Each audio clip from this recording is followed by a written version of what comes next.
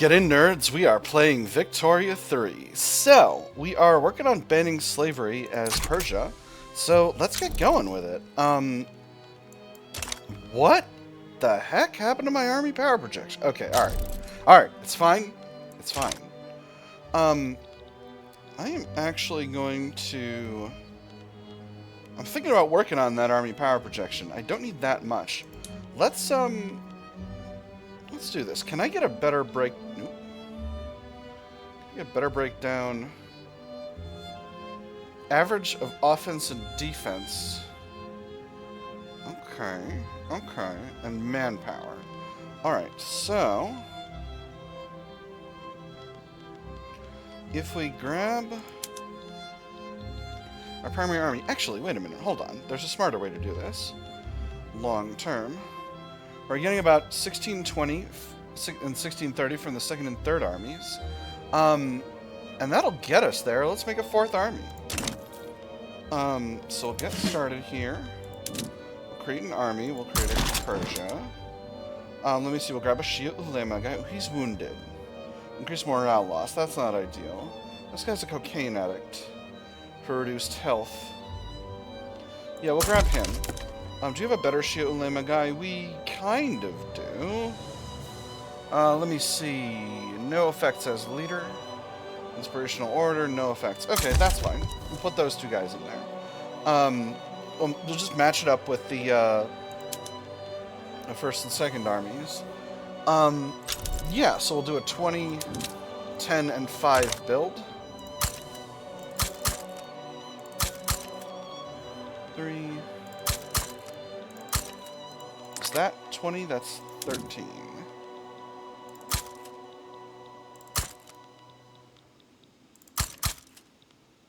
That should be, yep, there's 20. And then we'll do 5, 10 in artillery, and 5 in cavalry.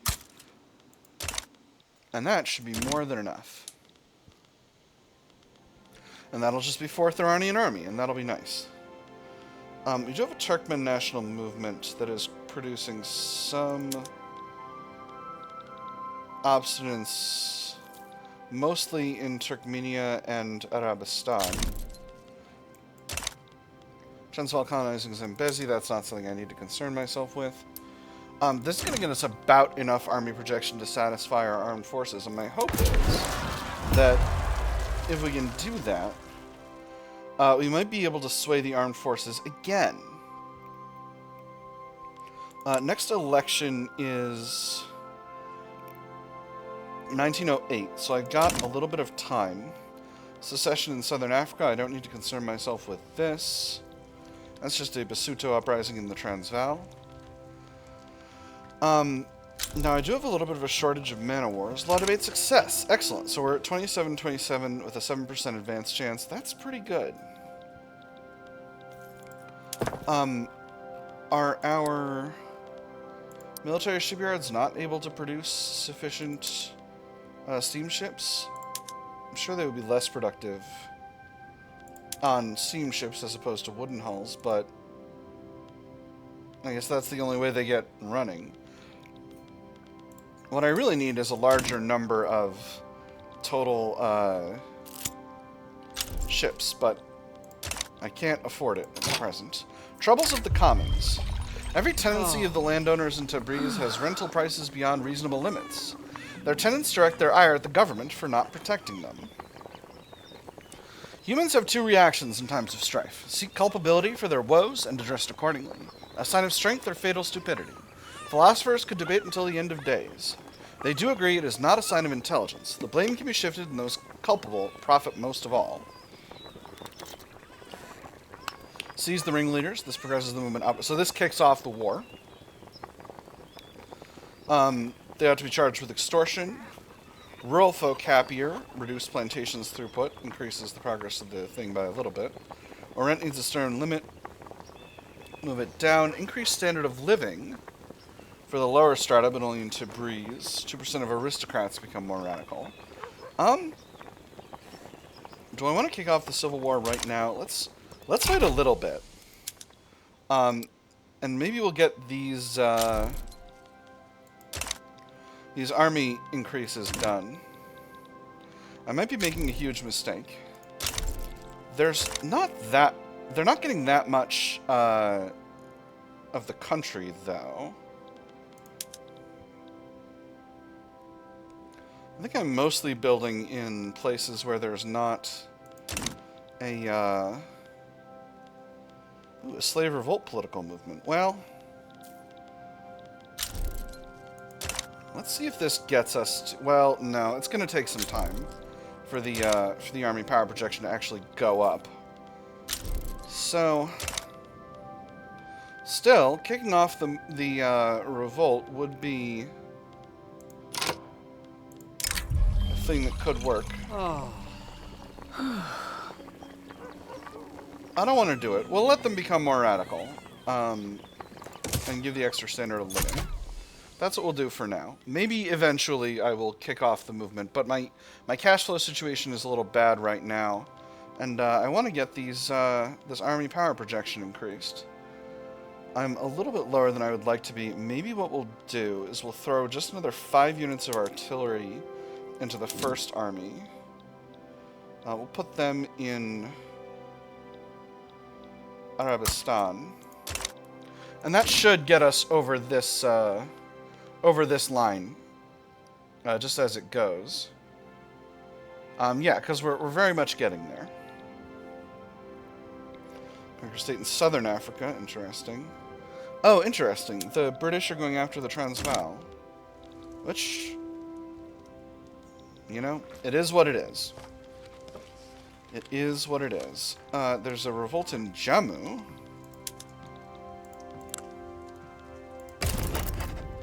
They wouldn't be willing to become my subject, and also I don't have the ability actually to intervene. I would like to protect her at the Khalsa Raj. Maybe we'll do that soon, but maybe we won't. What are we paying in interest? 15k. We're down to 10 million in national debt, which isn't that bad, to be completely honest. We're slowly accumulating some loyalists. It's not many.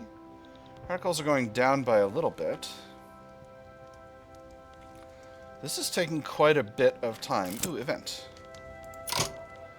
Endangered gold reserves. What gold reserves? With revolutionary support growing in Iraqi Ajami, it's been suggested that the national gold reserves be moved out to Fars, so it will be unlikely that the rebels can seize the money. We do this now, or we lose our last good chance to maintain a stable financial footing should everything come to blows. Yes, I know there's a chance they'll catch us in the act, but there's a chance that's a chance we have to take. Try to smuggle out the reserves out of the capital, reduce loan interest rate, 33% chance of reduced loan interest rate, or sorry, 66% chance of reduced loan interest rate, 33% chance of the revolutionaries seize the gold reserves and increase progress by 10, which means kicking off the civil war. Or leave the gold reserves in the capital, 33% chance the pro-slavery movement goes down in revolution progress, and we get an increased gold reserve limit, but 66% chance the pro-slavery movement goes up by 10%, loan interest rate goes up, and gold reserve limit goes down. I'm going to try to smuggle them out because it's a higher chance of the better outcome, and we got it, which is nice. So that's going to reduce our interest payments, not by much, but by a tiny amount. Yeah, there we go. Oh, it's actually a pretty significant amount. Nice. I guess we're under half modifier or something like that. We do have a slave revolt movement. We have 2 slave revolt movements kicking around, which is interesting. Not quite sure what that means. I wonder if it's actually a some manner of glitch or bug, glitch and or bug. But hopefully that'll go. I think maybe... Excellent. We're on to amendment. Are we up to the amount that we need? Not quite yet. 4th Army's still getting rolling here. Oh, not really. So that's curious, because...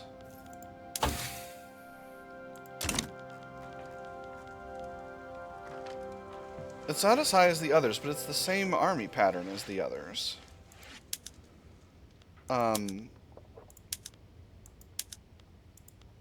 Wait, hold on. Okay, I don't know why I have these irregular infantry. Let's upgrade them. Yeah, it's just a 2010 5 army. Weird. Very curious.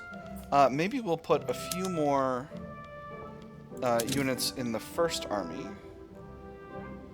Let's build up Hormuz and a little bit more in Arabistan. Obviously, this is going to cut into my my surplus, but it's okay. Not loving the shortage of ironclads. I think maybe the takeaway here is I simply need to subsidize these buildings.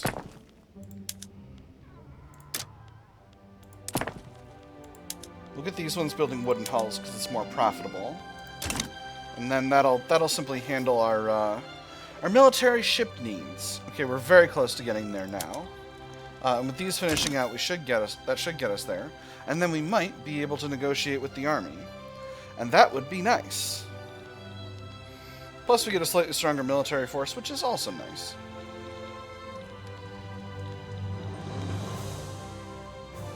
All right, there we go. We're over our line.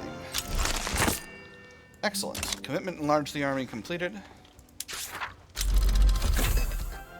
And there's the monitor. Alright, so... what affairs the opium trade? We need a bunch of cash reserves in order to complete this. Never mind. So from here, we can go ahead and upgrade... hey, there's floating harbor. The rest of our frigates to monitors. We can get our other shipyard producing steel-hulled troops. And then we can no longer need wooden ships, which is nice. Unfortunately, we have not unlocked the ability to negotiate with... oh, no, the armed forces are... I already negotiated with the armed forces. Well, never mind. It's fine. It's fine. It's fine. It's fine. It's fine. We're getting rid of slavery, my nerds. It's what's... emancipation. It's what's for dinner. Cash flow's going pretty well. We're chipping away at our national debt very reasonably. The pro-slavery movement is not really... is radicalizing too few people to be able to push for revolution by itself until we get... until we kick off the... until we get an event that gets us there. Which I'm feeling pretty good about. We got Da'uat effective, and now we have the shallow draft solution. Designed for coastal defense operations, what monitors lack in ocean-going capabilities, they make up for in cost-effectiveness. Admiral Murad Qajar has informed the Admiralty in Tehran that his fleet will keep any foes away from Iranian waters. Sir, while it might indeed look like a cheese box on a raft, I assure you that the 15-inch guns she carries in that box of hers are no laughing matter. Secure shores means secure commerce, extra trade center throughput. Let us orient our naval action around them, bonus defense. Or we don't win by having the best ships, we win by having the most. Reduce Navy offense and defense, military shipyards, increase in throughput. I'm going to pick that extra defense. I think that's not complicated. Hey! We got up to 38%. Wonderful. I'm feeling very optimistic about our ability to ban slavery. Again, if an event pops off and the landowners revolt, then so be it. We moved up to position 6 in the Great Power Rankings. If we can get a little bit more prestige, we can get up above Spain, and that'll be really nice. Most of that's due to the amount that we increased our armed forces just now, because that's giving us extra army power projection, which is making it easier. I was going to go ahead and set up my my power block, but, you know, I forgot to do that. I'm not at amicable with Great Britain, so I'll improve relations with them. I'm at amicable with the French. I'm at amicable with the North German Federation, and I'm at friendly with the Austrian Empire. So I'm going to continue to improve relations with my nearby powers. I think I will probably pop my my power block before too long here. How much longer do I have a treaty, a truce with Afghanistan? Another 3 years. Alright, so that's not too bad. The Confederate States of America formed the Columbian Pact. Excuse me? Pact, rather. Oh my goodness, the United States is actually losing their war with the Confederacy. That's incredible. Dang, I don't know what's going to happen. And neither side... No, the Confederacy does have war support protection. Well, we might have a Confederacy run. That's interesting. I can't improve relations with the Confederacy for now because I don't have... What? How do I have a shortage of boats now? Of warships? What is this madness? Do I just need to increase the size of the Navy? I think I might need to increase the size of the Navy. Or maybe I need to subvene the export of ironclads. Where are they? Here they are.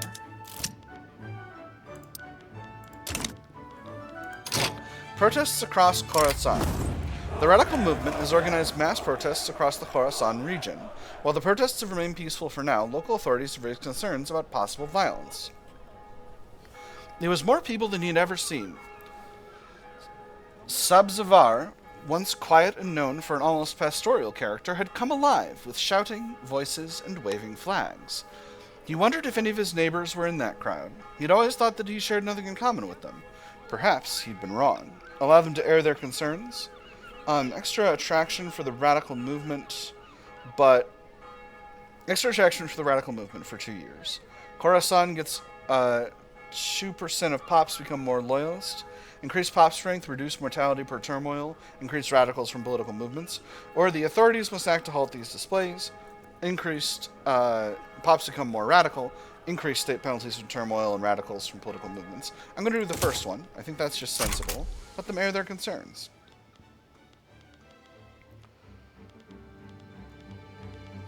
And I am still suppressing the pro-slavery movement, I believe.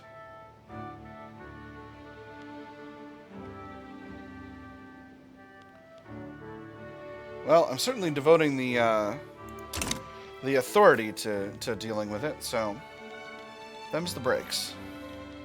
So this is quite interesting.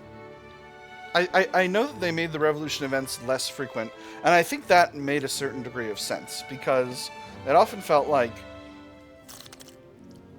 whenever there was a revolution, we were getting bombarded with revolution events, which, again, does kind of make sense. In the hands of the state. Ooh, General European War. Did he smash his head into a cell wall? Was he tortured to death? The official story that the landowner's affiliated revolutionary died from cholera convinces only the gullible and the willfully blind.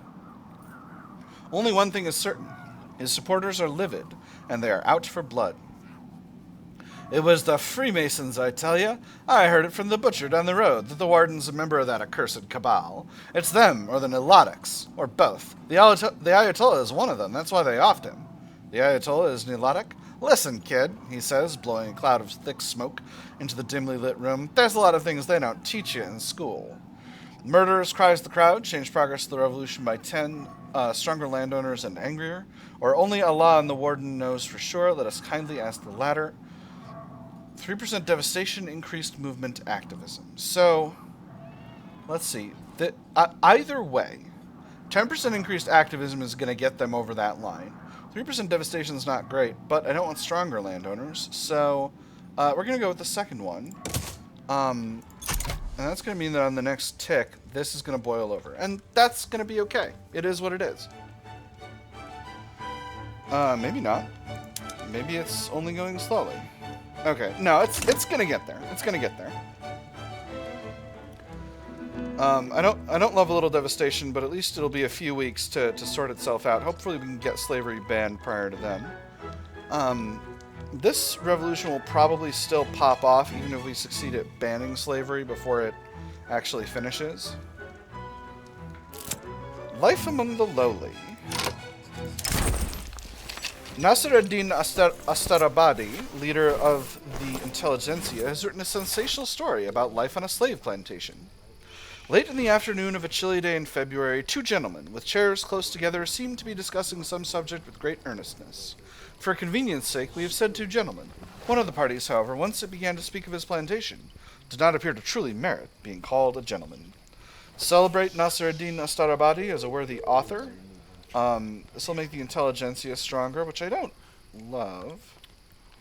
And it'll get us 10% enactment success chance. Or promote the intelligentsia as a publisher of anti-slavery works. 10% enactment success chance, and the intelligentsia become happier. I'd rather have the intelligentsia happier than stronger, so I'm going to pick the second one. Either way, we're going to get that 10% enactment success chance, and that's great. We're now just about at 50% with one phase completed already, so I'm feeling reasonably confident in our ability to do this. The industrialists are slowly chilling out about the fact that I goobered their petition. They don't love mercantilism. If I get them back in the government, I might change up, not necessarily to free trade, but at least to protectionism, which I think they're okay with. They don't love theocracy because they're in the hands of a Hold on. Hold, please.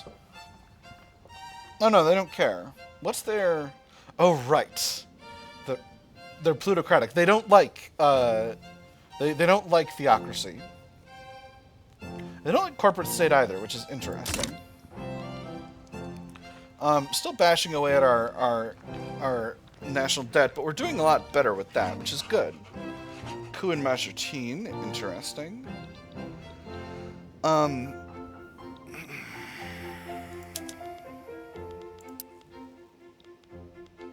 12.6 infamy to take Chitral. Ooh, vacuum canning. Wonderful. This is actually very good. Let's go ahead and start vacuum packing our food. Stills are still not profitable, which shouldn't shock anyone. This is going to lead to a surplus of groceries, probably. Although not much of a one, it seems like. Yeah, still reasonably high demand. I'm actually going to stop subvening export of groceries because groceries are quite expensive at this stage in our market. And there is the revolt. So we are going to let our units get over the line here. Have I goobered my war preparations? I have. Oh no, I'm still holding some munitions plants. Alright. How much more do we need? He's produced 90. We only need 2 more levels. Okay, so it could have been worse. Actually, no, we're gonna need 4 more levels. Alright, so we'll mobilize everybody. For the main army, we're going to put them on the capital front. Secondary armies to the other fronts. I feel reasonably confident in my ability to win this. I'm a little short on bureaucracy, so I'm going to need to use my remaining construction capacity to build up governance capacity.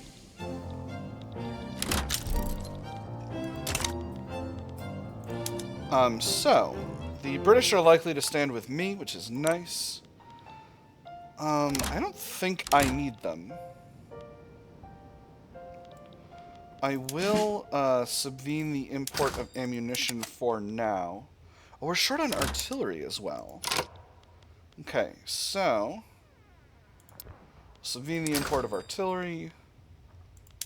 We'll subvene the import of ammunition. That should be fine. That should be sufficient. I've got trade centers in all of my locations. Obviously, this is going to cost us a huge barrel full of cash. But what else is new? I actually probably don't need this much government admin. Yes. Yes. I know I'm short on... Ooh, do I have the ability... Am I producing engines anywhere? I am a little bit. Let me see. Where do I have my motor industries? Tabriz and some in South Madagascar. I think I am going to just subvene the import of engines for now to make sure that I've got enough for all of my my motorization needs. It looks like the enemy has all of their armies on the capital front, which is just fine.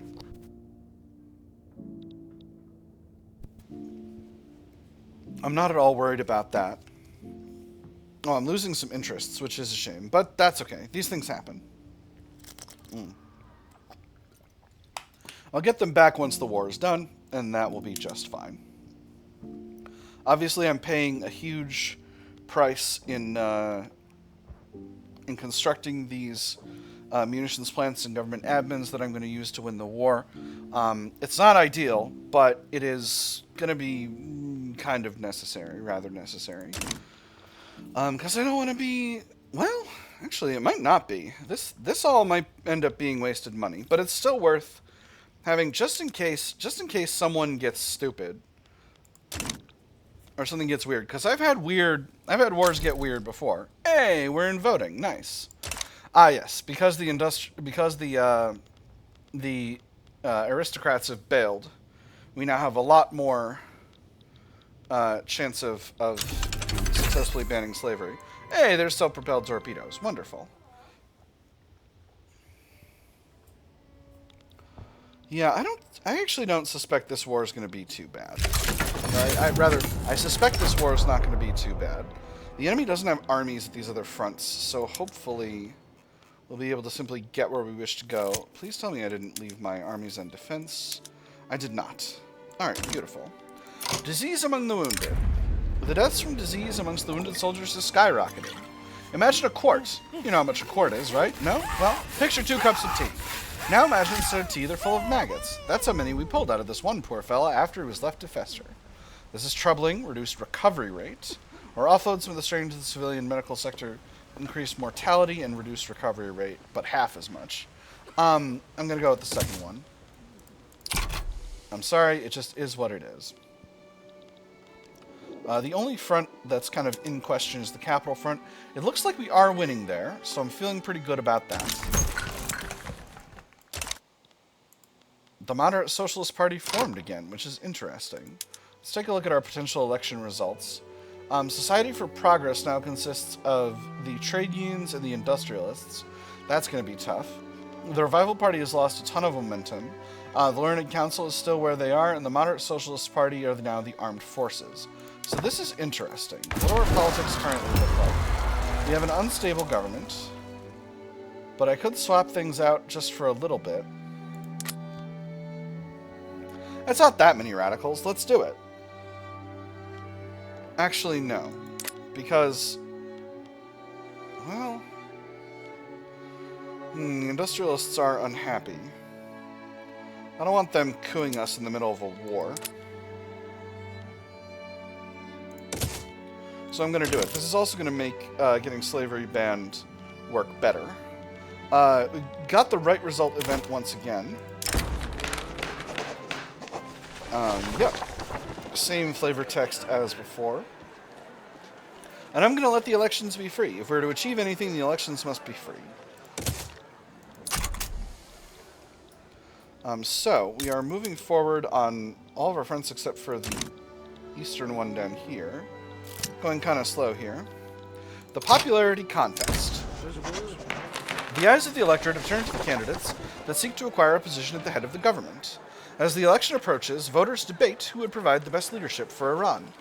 I quite like Astar Abadi, mused one of the men at the bar, at the coffee shop. I couldn't say what it is I agree with him on, but I think he has a good head on his shoulders. His neighbor spoke up. Enough to look past the company he keeps? Well, why not? Allah says you could say the same. Allah knows you could say the same about any of us. Nobody's better to handle a fool than his friend.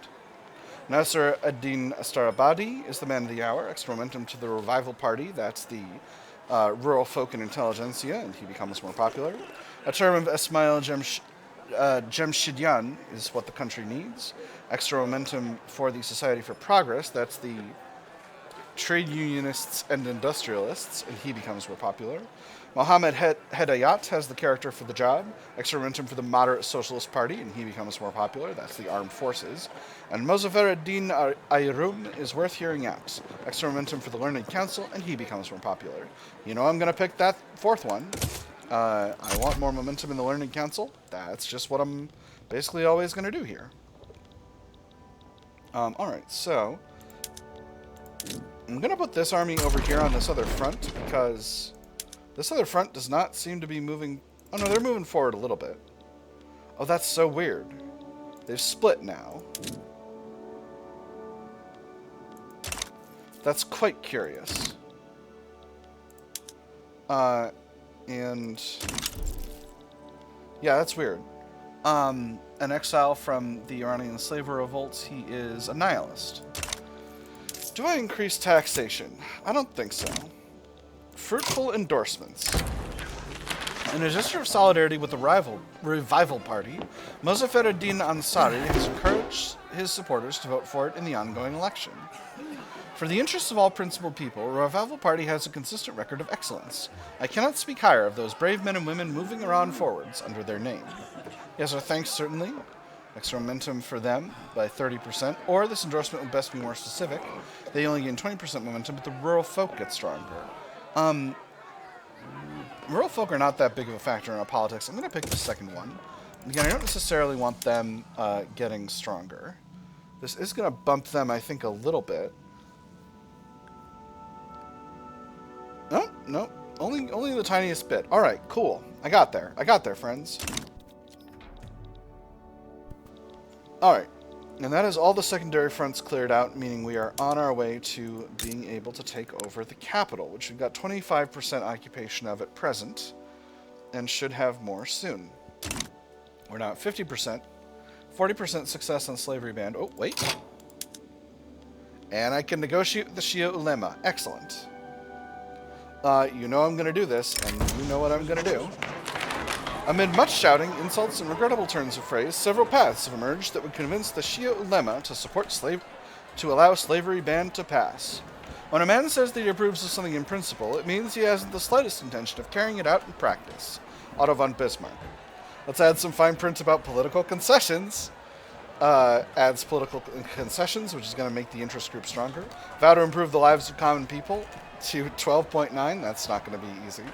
Or these offers are not in Iran's interest. They lose amenability and interest group approval. You know I'm giving them those political concessions. You know that's how we're going to do. Okay, guys. Stop goofing around in Central Asia and get to the front. Come on. Come on now. Cash flow's doing a lot better. Delicious water. I am guzzling water tonight, my nerds.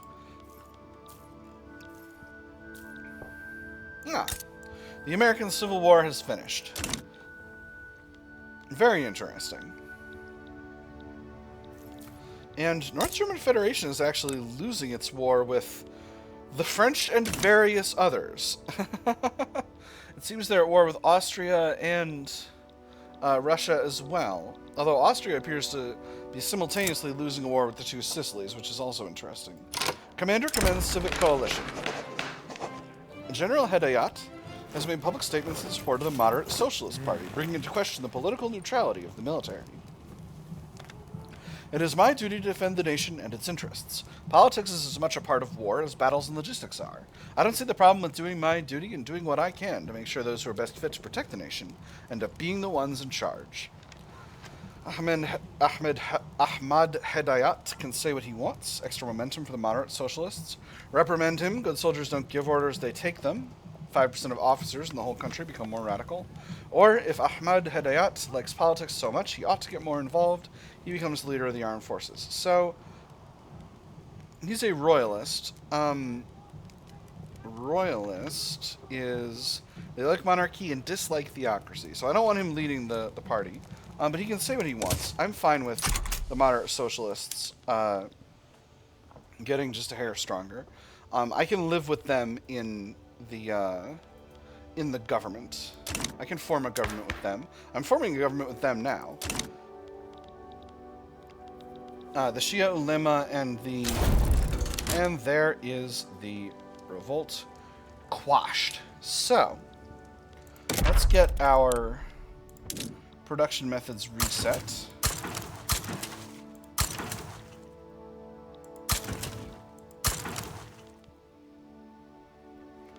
We'll get Keta back incorporating. Oh, I didn't realize I lost them. Well, that's a shame.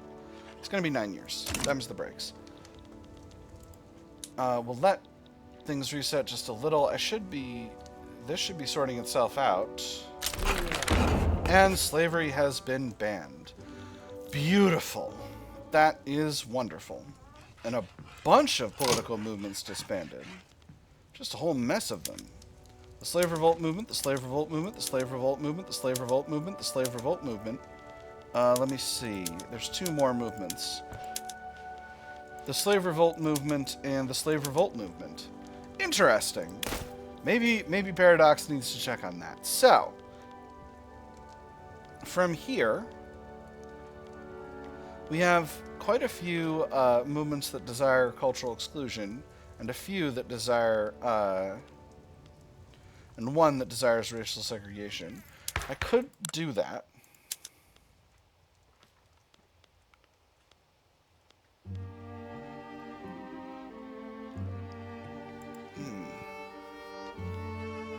Questions.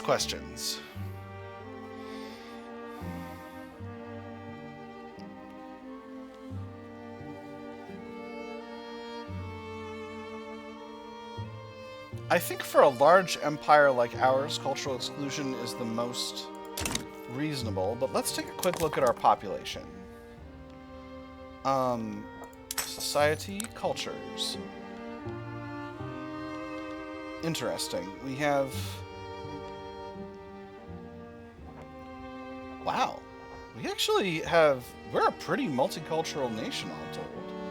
Oh, this is political strength. Population... Can I get population percentages? No? Okay. Huh. Yeah, I think we're definitely going to go with cultural exclusion. I think that's just the most sensible way to do things. So what's this going to do? It's going to make our Iranian supremacist movement salty. Our Turkmen and Uzbek national movements are going to be, I think, unhappy, but let me take a quick look at pluralist. They're going to be less unhappy than they were before, so that's fine. It's going to make the Mashriki, Hazara, and Hazara national movements and liberal movement happier. Alright,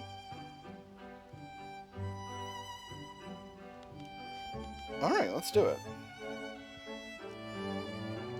It's going to make the Turkmen national movement protesting, but I don't think that's going to be that big of a deal.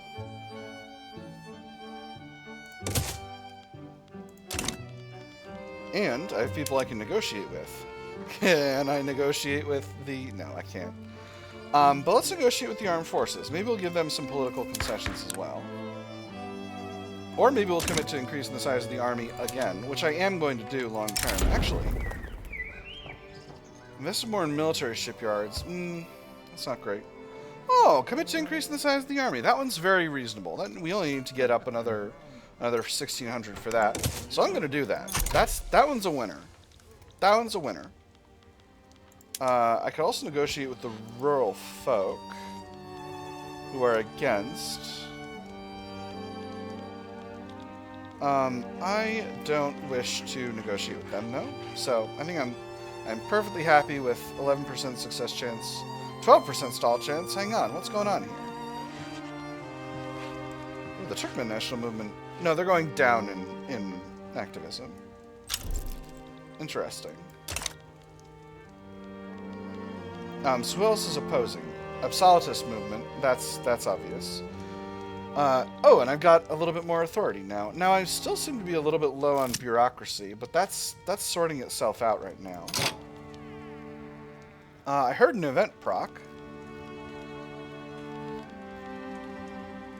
I guess the event was made up.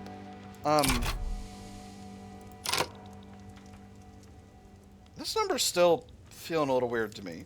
So let's go ahead and let's build a little bit more government admin. Oh, Fergana is very low in taxation capacity. Where is Fergana?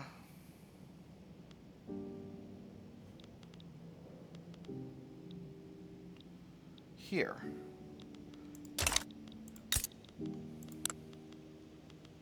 It's because they're not hiring? No, they're fine. Alright, and then... what's the other spot? 3 should be enough, and then 1 in Tabriz. And I think we need 1 more. I'm just going to build 1 more in Fergana. I think that's the most reasonable way to do it. That'll get me properly over the line with that state. And that should be just fine. Now, I do have a little bit of budget, but I am going to lose some on this whole business. So I'm just going to throw a few more consumption taxes in, and I'll acknowledge the fact that we're going to lose them in time. And there's the election results. Learned Council is once again holding a comfortable majority. Along with the moderate socialists, we've actually got a legitimate government, which I'm feeling pretty jazzed about. Armed forces are going to join the Society for Progress and the Industrialists, the Free Trade Party, next election. But it's going to be a while before that happens. Yeah, and we're down to 0 infamy, which is nice. And now we got a bunch of bureaucracy. Did I get... Did an ability activate? No. Well, here's the thing. I'm not unhappy about that. Let's with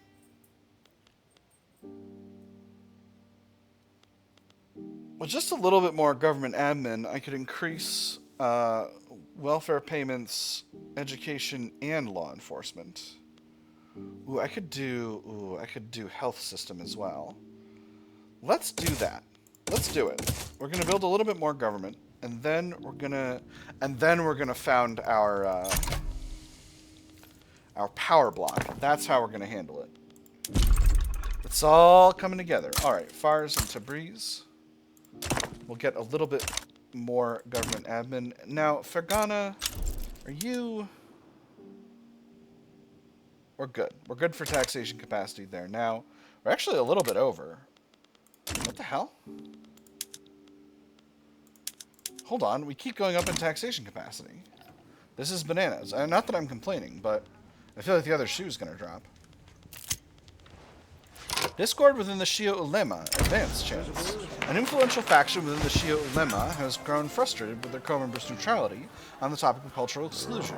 Themselves in favor of the law, they've now resolved to form a separate political faction intent on passing it. How can you all stand idly by and watch the world pass before your eyes? Have you no sense of honor, of duty to your fellow man? I say nay to such lack of ambition, and I dare say I am not alone in this. With their support, the bill shall pass. Weaker Shi'a Ummah. Did I say Sunni Ulema? I don't think I did. I'm very... Because I've played multiple runs as the Ottoman Empire, I'm very used to saying Sunni Ulema. With their support, the bill shall pass. Weaker Shi'a Ulema, extra enactment success chance. Or the intelligentsia, extend an open hand to these mavericks. Stronger intelligentsia, weaker Shi'a Ulema, not as much enactment success chance. I'm going to go with the first one. Again, I don't desire a stronger... I don't desire a stronger intelligentsia. Now, I think it's time for me to form my power block. We are going to be a religious convocation. Let's take a look. The League of Persepolis...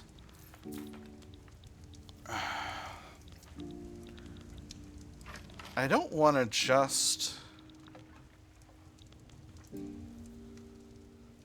you know what?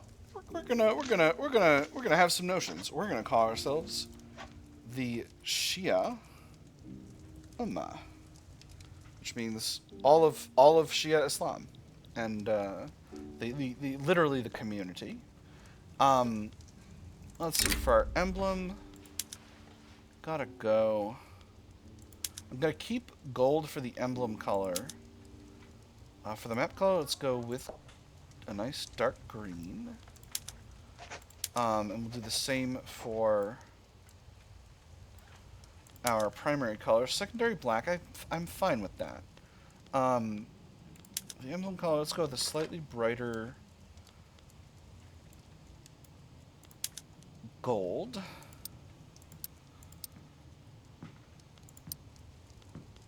Let me see. Let's get some nice... I'm going to spend a few minutes on this.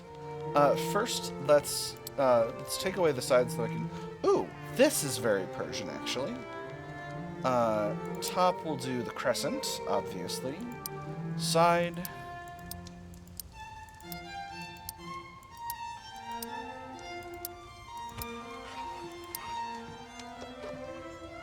I still kind of like these griffins.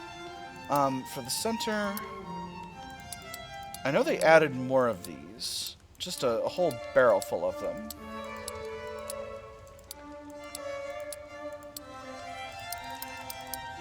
Can I see the whole selection? Yes, here we go. I'm probably going to go with the crescent and star. Let's see if there's something else that speaks to me. I still love this one, but we have a bunch of crescents and stars. Ooh, I like this one. The one on our flag is just this crescent here, which I am tempted to do. Yeah, I kind of like that. Maybe we change up the top just for... Nah, we'll keep the crescent up there too. Map pattern. Let's go with something cool. I always like 15. You'll never hear me complaining about pattern 15. All right, and then for our statue, let's see. Let's go with pedestal. That's nice.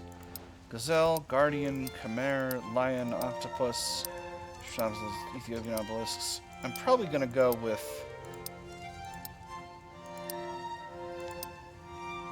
Ooh, angel's pretty cool.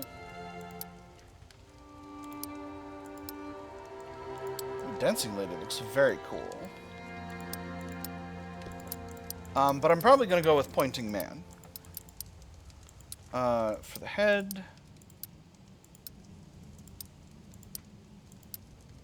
we'll go with a halo. That's very cool. Right hand. Ooh, I like the loras branch. Ooh, unless... Is there a left hand? There is not. Ooh, right hand, the book does look nice. The shovel. Building forever. Interesting.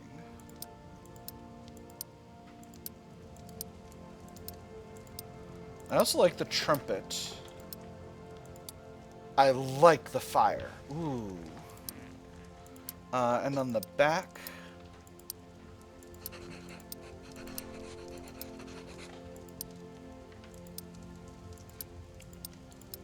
I do think the wings look really cool, but with the halo, it's a little much. I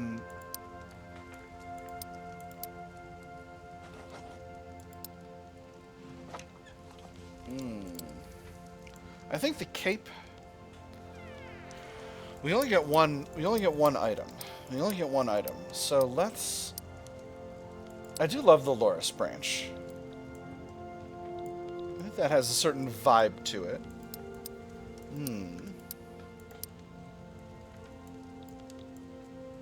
But the banner is also very cool. There's so many of these I like. Trumpet has a certain, you know, angelic vibe to it. Let's go with the book. Let's go with the book. The people of the book. That's the vibe we want. All right. So that is looking rock solid, and now we simply have to pick our mandate. We have two options. One is to start with divine economics. Level 1 gives us plus 50% income transfer from heathen subjects, which is not the same religion group. An extra trade advantage with co-religionists. The second one is increased clergy oversight becomes available for a bunch of different buildings. It's a production method that adds clergymen into those buildings. All right, so that strengthens our Shi'a Ummah. And then this one, in addition to all of that, is increased wages for state religion pops. So that's very good. The other option is sacred civics. Higher proposal acceptance for countries of same religion. That's pretty rad. Reduced liberty desire for same religion subjects. That's rad. and impose same church and state law on bloc members, I gotta go with sacred civics. And we're going to form that power block. I know it will, but that's okay. And now we'll start improving relations with all of the European powers that we just really, really pissed off. I don't wish to improve relations with the Heavenly Kingdom. Can I make Uyghur a puppet? I can. Increase autonomy. Confirm. Wonderful. So this will give me access through to central China. And that's important because I do intend to spread my religion that way. Now, Uyghur is a Sunni state. But I believe I can impose state religion on them once I've had my power block for 5 years, which is pretty rad. Uh-oh. Uh-oh. Please run. Please run. Beautiful. Whew! I was feared. I was afeared is what I was. Alright. And I've got a free reform, but I don't wish to use it at present, because I'm feeling pretty good about my whole setup. What if I annexed all of Chitral? It wouldn't take that much. And then I could hand...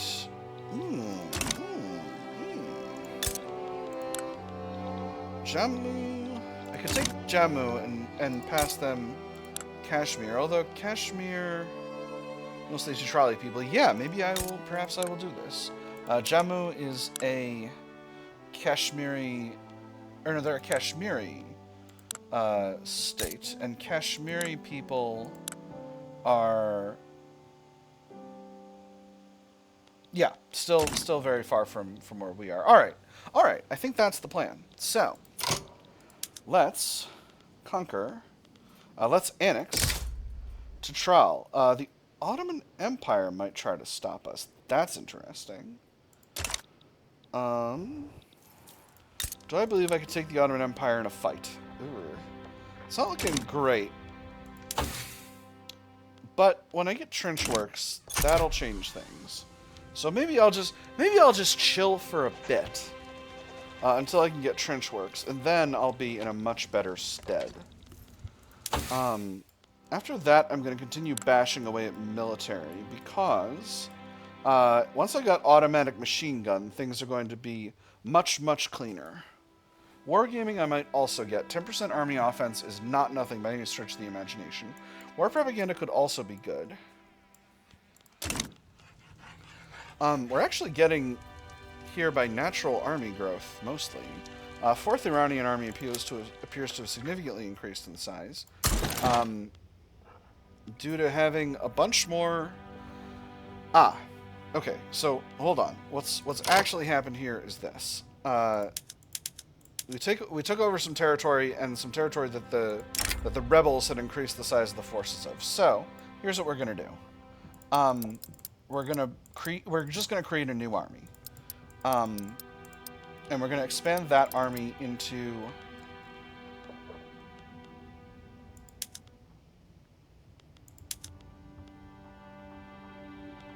That's curious. Oh, because it unset itself. Alright, that's fine. 1, 2, 3, 4, 5, 6. 1, 2, 3, 4. Okay, I'm gonna confirm. Alright, that should be good. Alright, and your boy needs... well, let's see if we can get a Shi'a Ummah guy. This guy is bigoted, but he's a pillager. So we'll put this guy in there instead.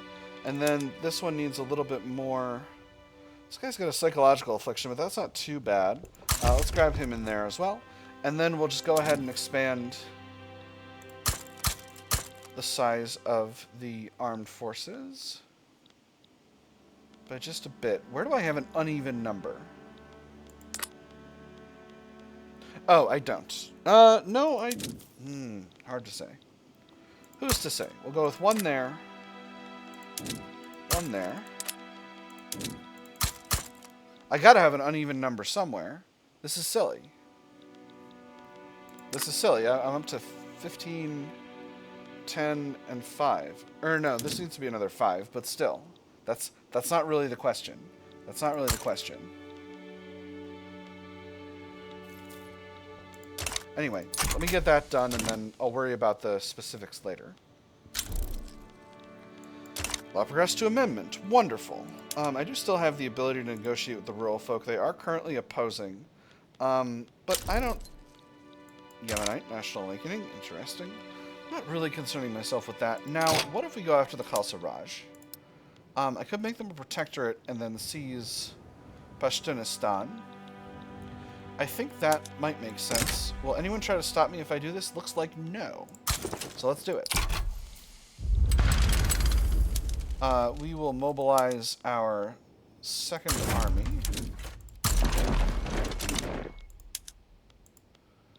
It looks like these enemy armies are not really equipped to handle me, so that's fine. I will simply do as I like. I am going to throw a conquer war goal onto Pashtunistan.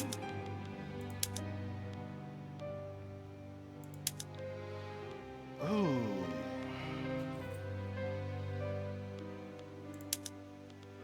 I really want... No. I'm not going to transfer Jammu, because Jammu will transfer to me when they become a puppet. And I can always take Pashtunistan later. So I'm not going to make that primary. So I'm going to take a little bit of infamy. But if they back down, then it's not going to matter. Force comparison's looking pretty solid here.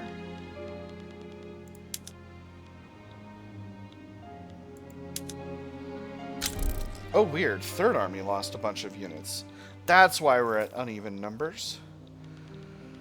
Well, gosh. Alright, so, Fifth Army, let's go ahead and throw one more artillery unit into the capital.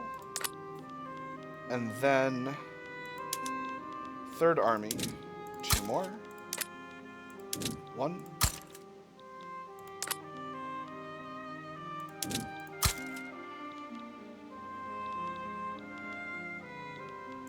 Well, okay, that hasn't really solved my problem. That's a little strange. That's a little strange. We'll figure it out. We'll figure it out. It'll be fine. Do I need to mobilize another army, though? I think the answer is going to ultimately be yes. Just to make sure that this is a strong enough force to get through here with a minimum of difficulties.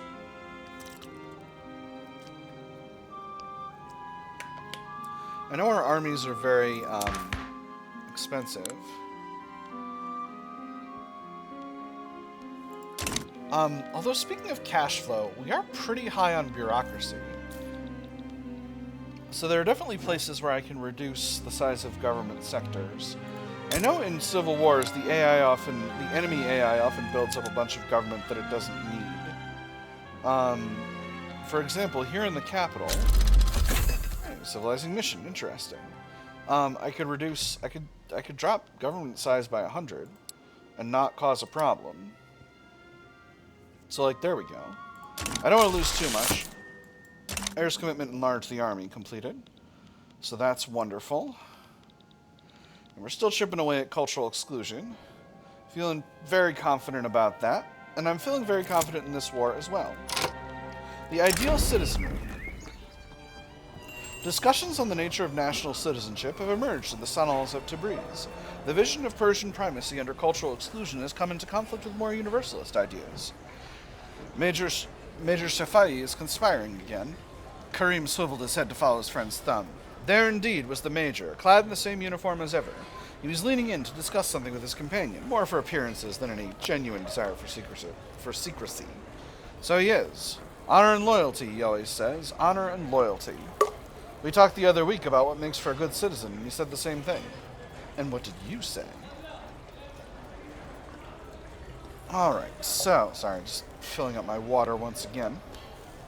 To be a good citizen, one must be a good Persian. Increased radicalism for everyone except primary culture pops. Or everyone except... It's not primary culture pops. It's full acceptance pops. Everyone who's in second-class citizenship or below, until enactment, and petite bourgeoisie stronger and happier. Or he was right, of course, but loyalty most of all. Armed forces stronger and happier, but not nearly as much enacting success chance, but no extra radicalism among everyone who's not the primary culture. So I'm going to go with the second one. Loyalty and faith. Loyalty and faith. Oh, I'm paying a lot in interest. I wish I could keep my economy growing faster. There's trench works. I'm dumb. But that's okay. Subjects are fighting over there, so it shouldn't be a problem. So you know what? Let's upgrade all of our units. I know we're in the middle of a war, but it's going to be worth it. I just increased the size of the munitions industry, so it should be completely reasonable to do. Looks like force comparison over in the northern front is rock solid, so I'm not worried about that at all.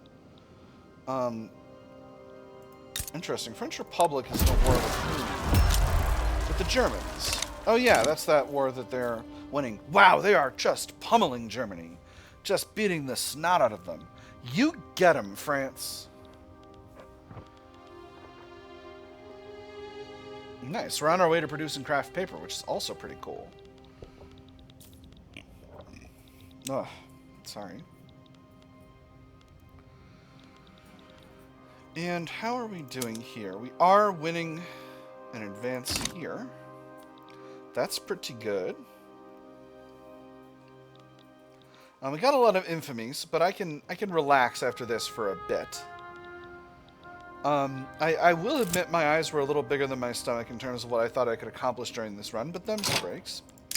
The entrenched front. Heavy use of trenches in Quetta by Abul Qasim Hadayat has turned the land into a blasted hellscape. The stalemate cannot last forever, but it's not clear what the best way forward is.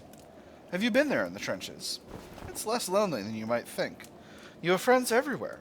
The rats will be with you every day and night, and even when your mates die, they'll stay right there with you just below in the mud. We must entrench further in Quetta. It gets Zone Rouge, and General Abul Qasim Hadayat gains Trench Rat. Zone Rouge is extra mortality and reduced plantations, agriculture, and ranches throughput, as well as 10% devastation. Or we can't let our defenses stagnate. The Zone Rouge penalty is only 70% as bad, with only half the devastation. He doesn't get Trench Rat, but we get 6k progress on defense in depth. I think you know which one I'm going to pick. We can't let our defenses stagnate. I love getting that free progress. Defense in depth is going to be imminently reachable, but here's the thing. Once we get machine gun, we need to circle back and clean out the tier 2s in production, because we need to get ourselves access to... Oh boy, there's a lot of production tech I don't have. Because we need to get ourselves access to radios. Radios and telephone, and then electric railways, and we need them... We're going to need them as fast as we can. That's all I'll say about that. Alright, Jammu is fully occupied. We've got Punjab 71% occupied. We've got Sikh Pashtunistan 70% occupied. So I'm feeling pretty good about our ability to do this. Condemn slavery. Our rival, the Ottoman Empire, continues to practice slavery. We could easily condemn them on the world stage for this. The fact that this sick, disgusting, and depraved practice that we outlawed only, earlier this year is allowed to continue anywhere in the world is a slight against humanity itself. We must condemn the practice strongly and publicly as soon as possible. We must condemn it. We spend some influence, but they lose a bunch of prestige, or we don't want to upset them, intelligentsia unhappy. I'm going to do the first one. Condemn it, I say. Condemn it all. Condemn it all to heck. Alright. Memories of the guillotine. The government's citizenship reform has awakened the specter of revolutionary excess amongst aristocrats and clergymen. They fear their traditional titles being stripped away in favor of equal citizenship. It is utterly unnatural, sinful, I would say, sinful, and it is foreign. My ancestors have presided over this land for 1,000 years, and those meddlers in Tehran wish to overthrow the entire order of things. Do they wish for me to be known as Citizen Ashtiani? That is the end of all of this. The driver nodded, his eyes fixed firmly on the road ahead of them. Perhaps the next pothole would swallow them both. I would say, the Lord continued, that the Ayatollah has been utterly led astray by those damned new ministers. This is what comes of appointing commoners. All too typical of them to faint at phantoms, reduced enactment success chance, or they are the first among the Persian nation. Increased enactment time, trade unionists unhappy. Ooh, I'm going to have to go with that second one. Increased enactment time is not that big of a deal at all. And angry trade unionists is something that I would love to avoid, but I'm not too hard up for. Why are so many of my... Why is my offense so low? Am I having a supply problem? No. Got pretty good units over here. I think the next thing I'm going to do is go after one of these countries in China. Ooh, a technate. Interesting. Because if I can get spreading Islam in China, that's pretty cool. So I'm glad I got to keep my, ooh, institutional. Nice. Got education up to 5, healthcare up to 3, and social security up to 2, which is very good. That's also going to continue to increase the power of my my Shi'a Ummah. Now I can I've maxed out the amount of power I can accrue the Shi'a Ummah using institutions alone. So now the question is just kind of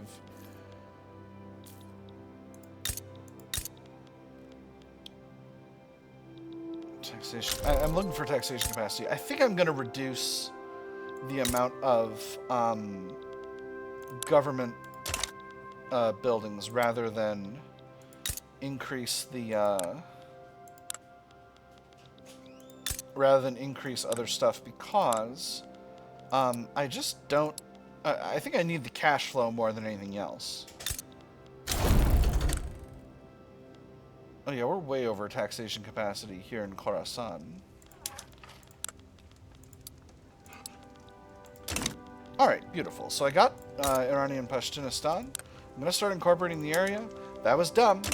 That was dumb. I deleted a bunch of taxation capacity I was going to need. But I might be able to reclaim it by resetting production methods. The Khalsa is our subject. I will go ahead and begin improving relations. Their liberty desire is going down at a reasonable clip. It's going to be going down faster when I don't have as much infamy. We're hurtling towards having sufficient bureaucracy for all of this. The North German flu. A massive outbreak of an especially deadly strain of flu has broken out in Braunschweig. It threatens to spread rapidly, potentially escalating into a global pandemic. The epidemic of influenza, like a specter of death, was upon us almost overnight, and 3 days after the disease was made reportable by the Board of Health, our hospital was full to overflowing with victims of the pestilence. I hope it doesn't reach Iran. We'll see what happens when it does. If it does. Yes.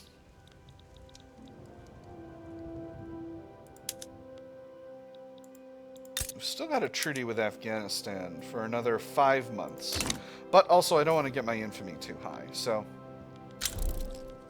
Lost stalled! Ah, oh, gosh dang. That's so unfortunate.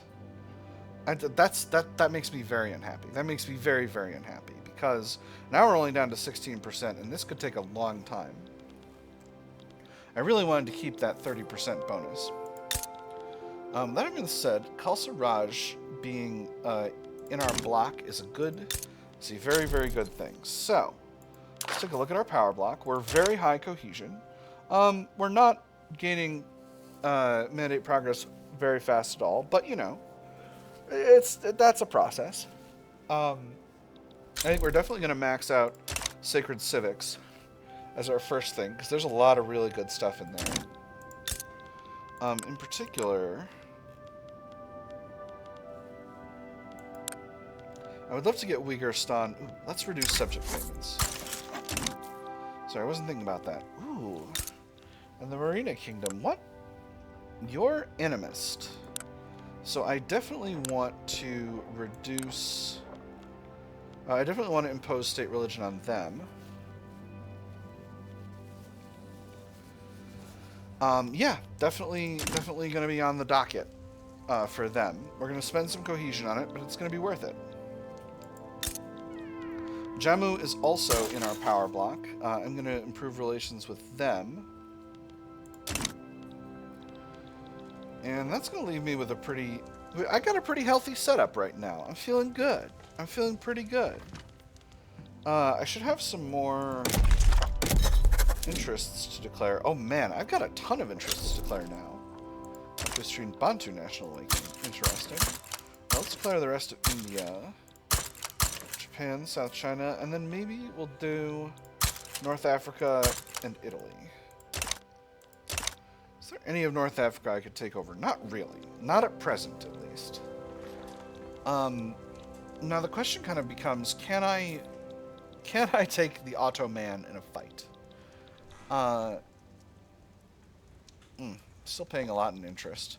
Because I still would love to go after the Ottoman, but I just don't...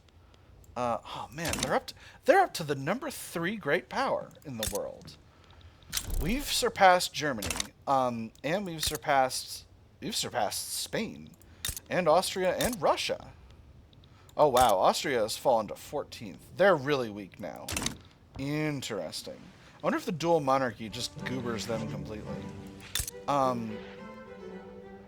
Wow.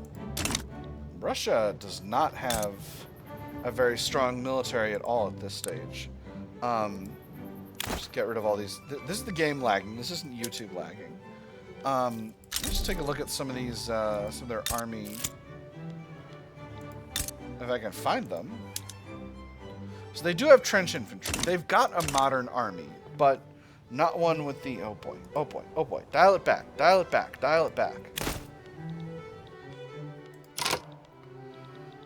Okay, okay, settle down, settle down, settle down. Alright, is that everyone? I think that's everyone. There we go. Alright, law proposal causes uproar in Swahili communities. Sorry. Claiming that the enactment of cultural exclusion would affect the country's Swahili inhabitants in a disproportionately negative way, Swahili firebrands have riled their communities against the current law proposal. Give them a finger and they'll cry for an arm. Give them an arm and before you know it, they'll weaponize the arm, batter all you know to death with it, and pilfer their corpses for even more concessions. So, Swahili. That is a East African sort by name.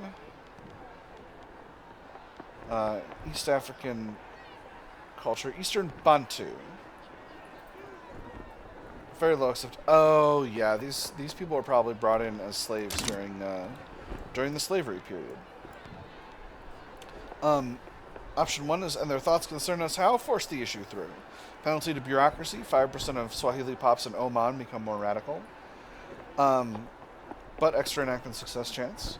Make some token amends, 2% of Swahili pops in Oman become more radical, or acknowledge and address their concerns. Reduce enactment success chance, 5% of Swahili pops in Oman become more loyalist. I am going to do the first one. That's gonna goober my my bureaucratic capacity once again, but that's okay. I'm just going to build up a little bit more government. I'm going to rebuild some of the government that I just got rid of, and 5% extra succession chance is pretty good. It's pretty good. Ooh, a Chitrali modernist revolt.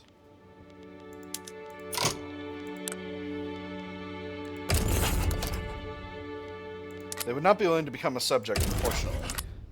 Which is a shame, because I would love to take them over. We do have a Sindhi uprising against France. That's going to be kind of a long-term problem. The French and the British are fighting in the Raj. Okay, Arsiland, interesting. Not sure what to make of that whole situation. There's some kind of revolt happening in Greece. A socialist revolt. Oh my goodness. There's multiple socialist revolts happening in Greece. There's an anarchist commune in Attica. Oh my goodness.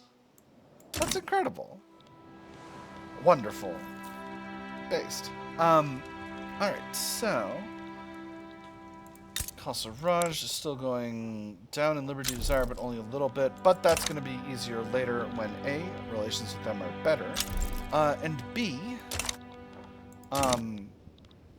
my infamy is lower. So I'm not super duper worried about that.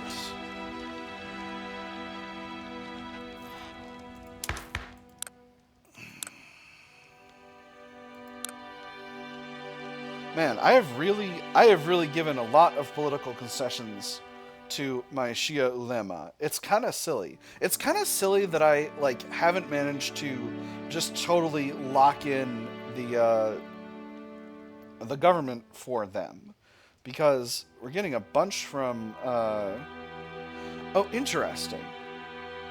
Having a religious power block also increases your devout faction, the strength of your devout faction, which is neat. That is neat. Now I'm wondering about. No, I need to be at least moderately reasonable. It's only 12 infamy. I don't have the ability to go after Mongolia yet. So I think at this point I just have to kind of chill a bit. How much longer in the episode? We're only at an hour and 15. I could start doing slightly shorter episodes because we're in the back half of the run. Language in the classroom. Nyamwezi students sometimes use their native language in Iranian schools. Some have called for teachers to penalize the use of these languages, forcing children to speak the official language of Iran. You've noticed it too, right? He gets angry when anyone talks in class, but he always gets angrier when we're talking. Maybe he thinks we're talking about him. I think he just doesn't like being reminded that we know something he doesn't. Schools should teach them the proper language, extra assimilation, 10% of Nyamwezi pops in Iran become more radical and increased radicalism for discriminated pops, or their language is part of their heritage, reduced assimilation, reduced radicalism for discriminated pops with petite bourgeoisie unhappy. I'm going to go with that second one. I don't need assimilation in my country right now. That's not a priority.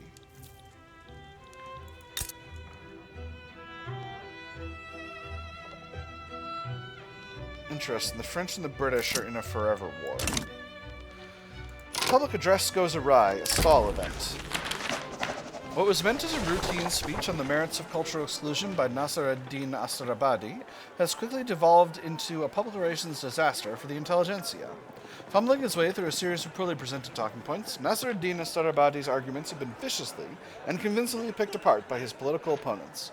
The question on everyone's lips now is merely if this mishap was due to the inherent failings of cultural exclusion, or can be chalked down to the political incompetence of the intelligentsia. It's the fault of this poorly thought-out proposal, minus 15% enactment success chance.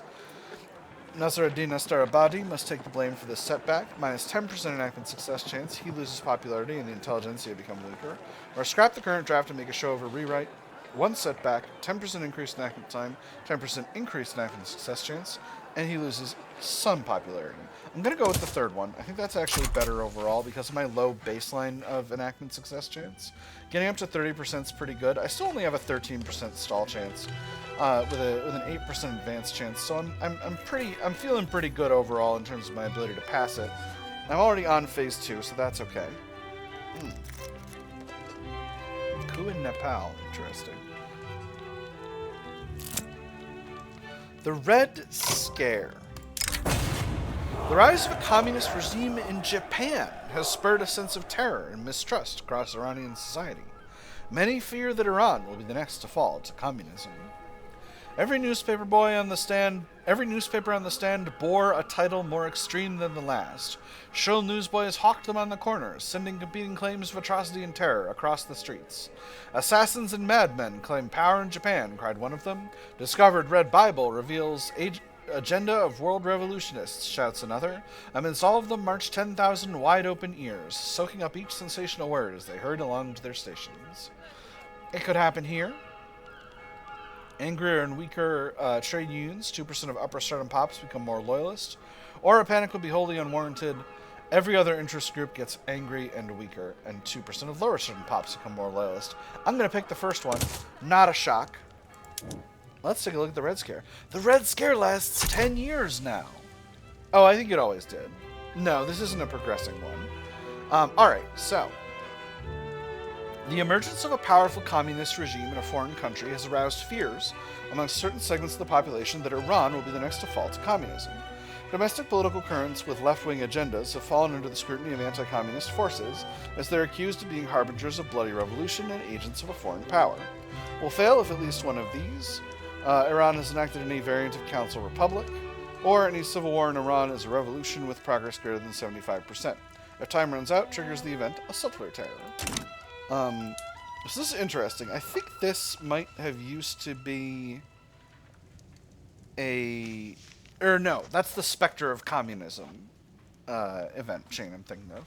By the way, what's going on with craft paper is I've got a company that's producing a whole mess of paper, and I'm in the top 3 producers.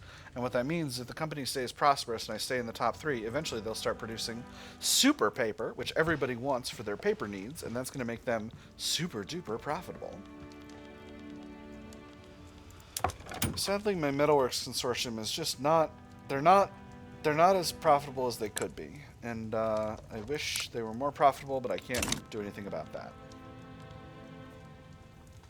Suppressing my absolutist movement, I think, is still basically the right call.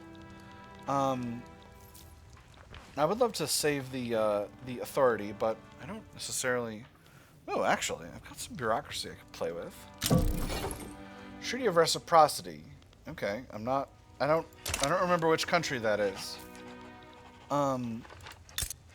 Yep. Yeah, so we're very slowly improving relations with all of our friends here in Central Asia. Let me see. I think on review, maybe going after subjects in China and Central Asia would have been smarter. What if I took over Kyrgyzstan?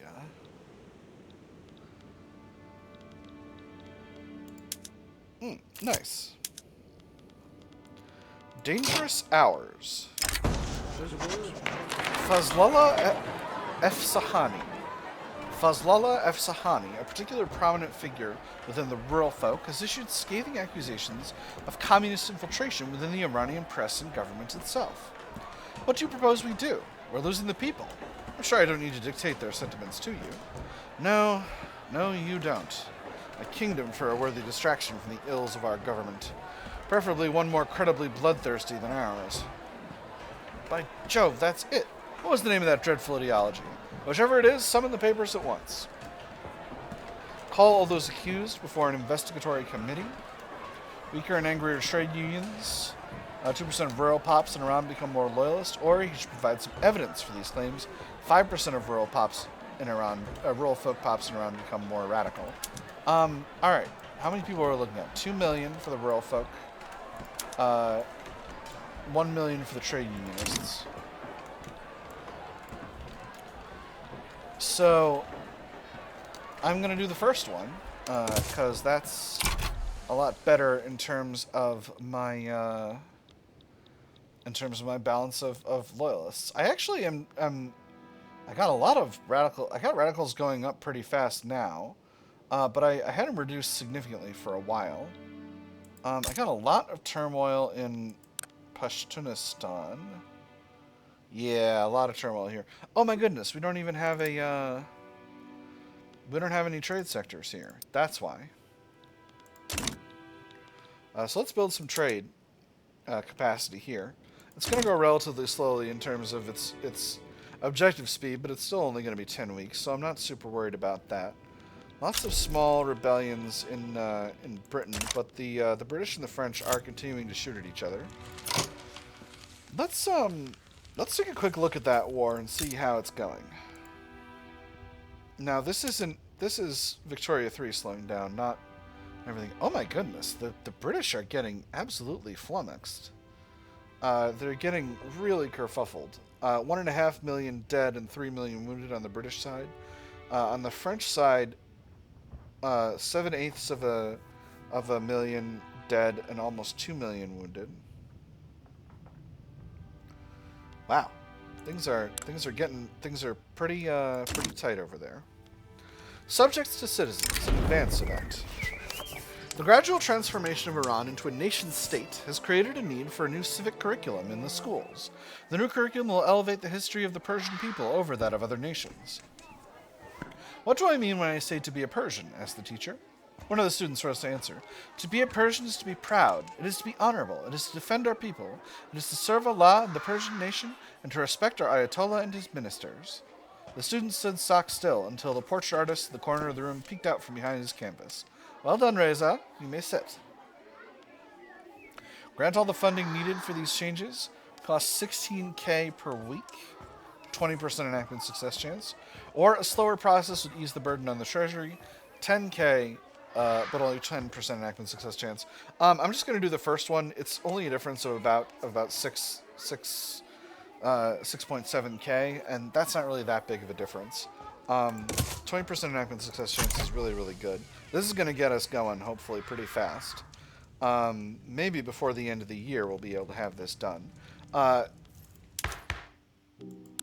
no, we did have our other election. I'm like, weren't we going to have an election? Oh yeah, we got one coming up in September of next year.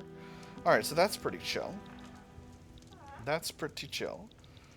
Revolution in the Himalayas and Assamese uprising. Interesting. The Chistrali modernist revolt is still kicking around. I am not losing infamy at the rate at which I would like to be losing infamy, but I guess it can't really be helped. Let's see. Both Mongolia and Sichuan are insignificant powers. And the Heavenly Kingdom is too big to take over.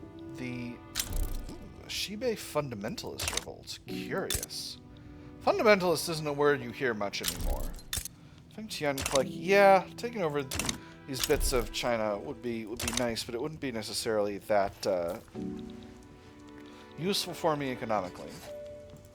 Am I good in terms of taxation capacity? I am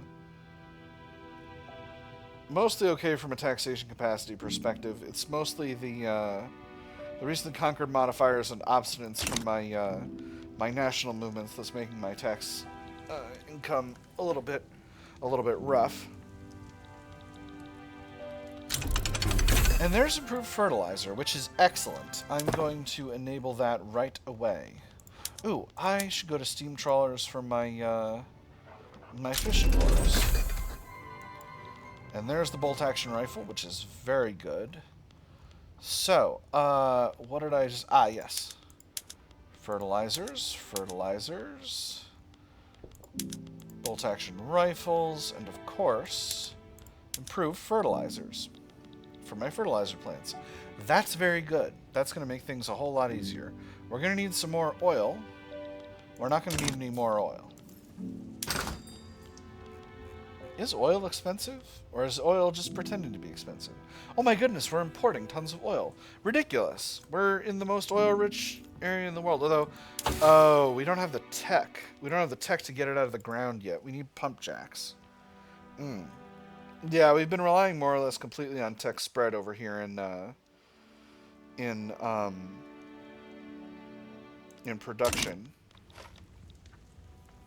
I could really use more universities, but I don't want to pay for them. I'm paying so much in terms of government goods, y'all. Almost 100K a week in goods for government buildings. Almost 50K in wages. And the military is similar. So, you know. I'm also got a bunch of additional expenses, but that's not that big of a deal. Interest is pretty low. I could work on bashing away at improving the economy again. Market price, thank you. I could produce more coal. I could produce more hardwood. I'm not looking at everything. Yeah, I need more wood. That's what I need more of. More wood and more coal. Hey, law progressed to voting. Wonderful. Actually, I think I actually can rebalance my hardwood production because I am a little bit over on hardwood compared with what I need.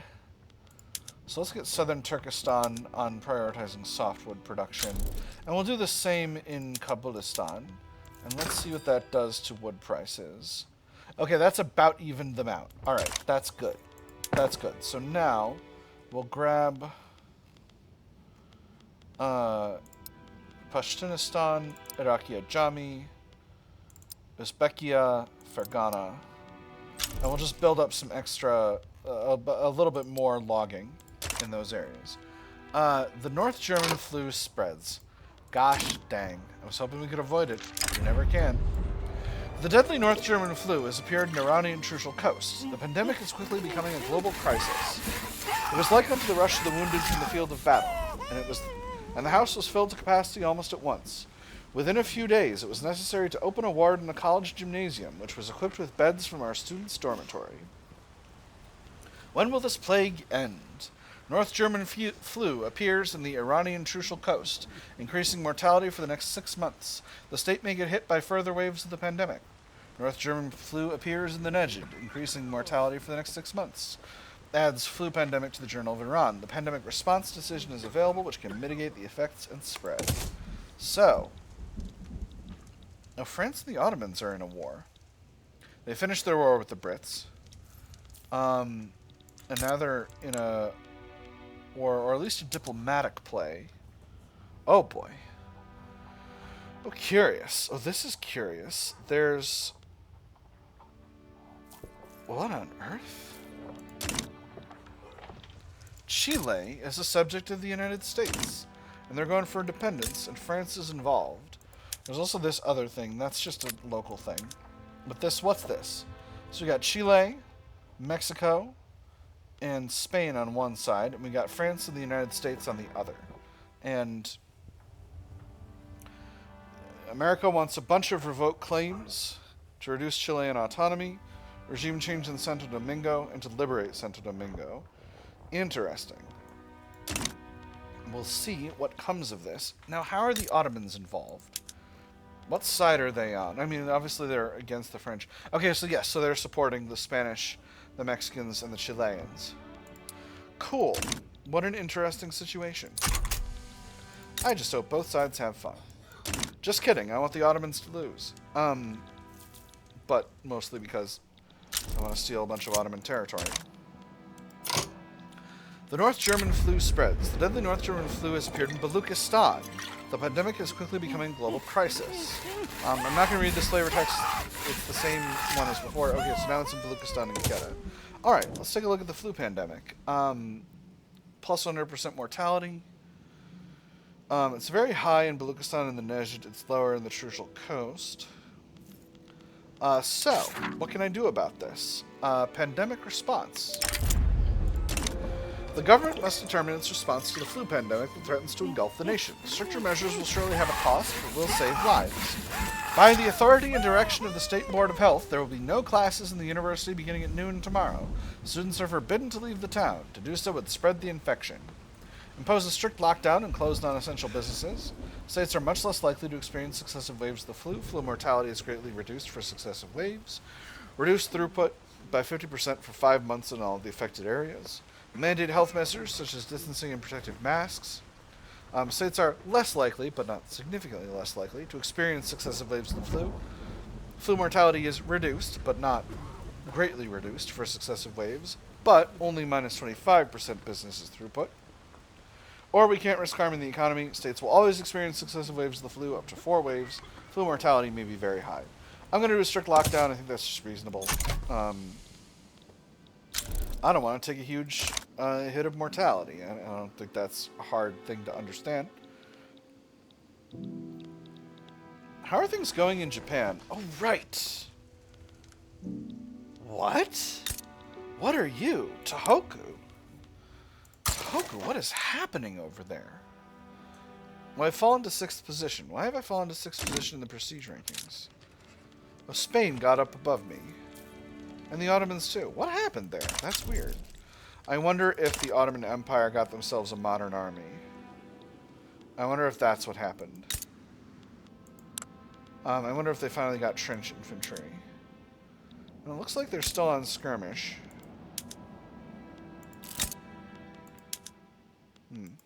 Interesting. North German flu spreads to Kandahar and Hazaristan. All right. This is the way the flu pandemic works. It knocks your country on its butt and just stays there for as long as it likes. The Great Train Smash. An enterprising entertainer has arranged for two aging locomotives to run into each other at a local fair. The resulting collision may pose danger to the crowd, although that hasn't stopped Hassan Shafai, leader of the trade unions, from declaring that he will have a front row seat. For crying out loud, why? Why do you want to see a crash so badly? Honestly, I believe that somewhere in the makeup of every normal person, myself included, there lurks a suppressed desire to smash things up. Everyone enjoy the spectacle. He increases in popularity. 90% chance that there's increased loyalists from political movements. 10% chance he dies, and 2% of pops become more radical. Or forbid him from risking his life. Trade unions salty. Same modifiers, but in the 10% chance he doesn't die. Enjoy the spectacle. Did he die? Doesn't seem like he did. Nice.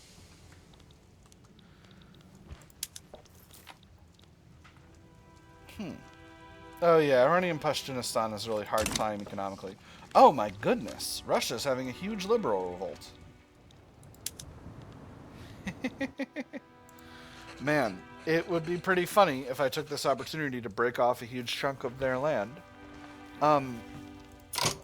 Has Russia got any allies? They're in the middle of a war, too. They're allied with Austria. I do sincerely believe that I could take them, but I don't know if sincerity is enough to win wars with. So what could I liberate?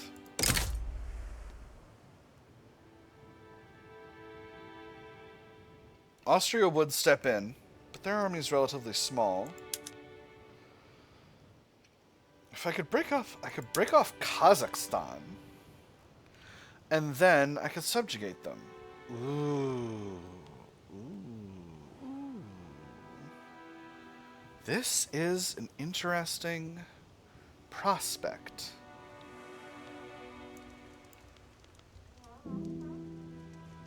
Nobody else would step in. It would be up against the Austrians and the Russians, but they would also be trying to win a civil war at the same time. And a really large one at that.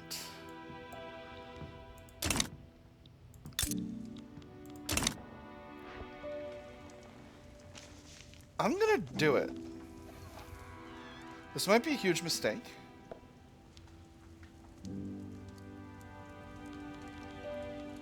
But I'm gonna do it. Alright. Advancements in medicine. Members of the Iranian-British Friendship Committee are greatly impressed by the advancements Great Britain have made in medicine. With urgency, they seek to model the British approach to medical innovation. A lobby member that has recently returned from touring Great Britain and speaking with British doctors shares more about the experience. The medical accomplishments of Great Britain are quite spectacular. Should we take after their example, it would only improve the standing of Iran. Send some of our finest to study medicine in Britain. Iranian relations towards Great Britain improves by 10. Appeasement of the Iranian-British Friendship Committee increases by 3, which is quite a large lobby. Or research the methodology immediately, costs a bunch of government expenses, but increase progress towards malaria prevention. I don't actually need malaria prevention. I'm going to go with the first one. That's going to be good. That's going to make my politics a whole lot easier to manage. Alright, and we got craft paper running, which is very nice. Alright, so I'm not going to mobilize all the armies just yet, because I don't need to.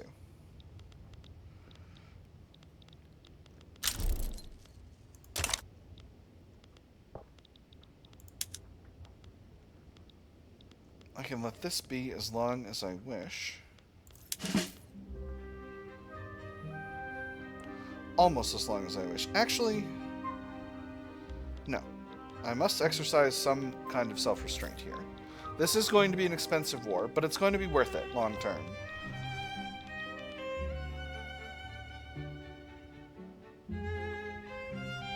When we get halfway there, I'll do it.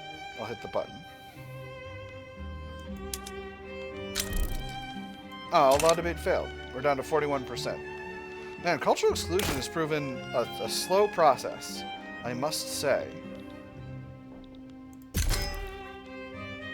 Alright. Get everyone together.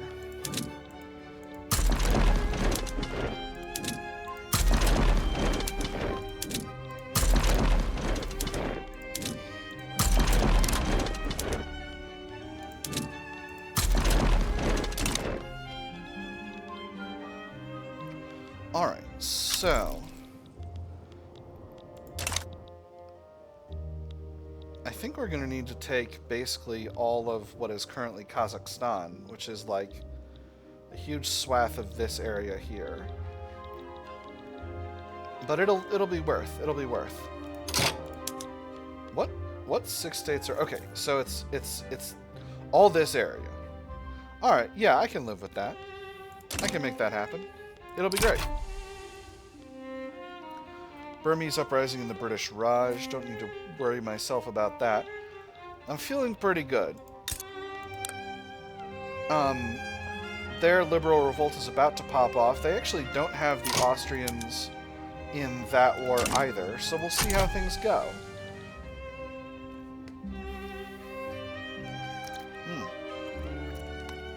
Delicious water. Do I increase taxes? I rather think I do.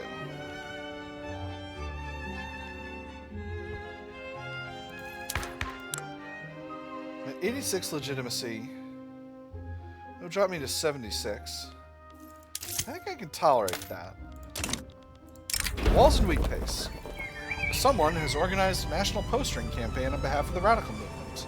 In some cities, there is scarcely a wall left unmarked by pro-protected speech displays. Sunday, gathering for protected speech. Meetings at all community houses, 7 to 8 p.m. Show your support for the just cause of protected speech. Refreshments available at 7:30 for all attendees. Subscribe to the local advocate for further information. They'll wash away with the rain, stronger radical movement. Or order these walls cleaned at once, weaker intelligentsia. I'm going to go with the second one. Weaker intelligentsia, that's just fine with me. And we have North German flu spreads, this time to Kurdistan and Urmia. Which is what it is. And they didn't bring the Austrians in, which I'm pretty pleased about, because I think that that heralds basically a war that we are going to win for sure.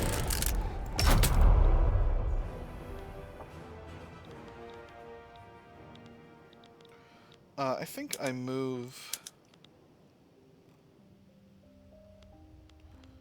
a smaller army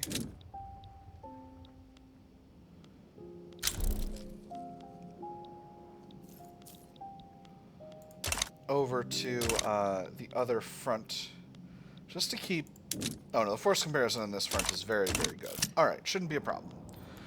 North German flu spreads to Luristan and Fars. Alright.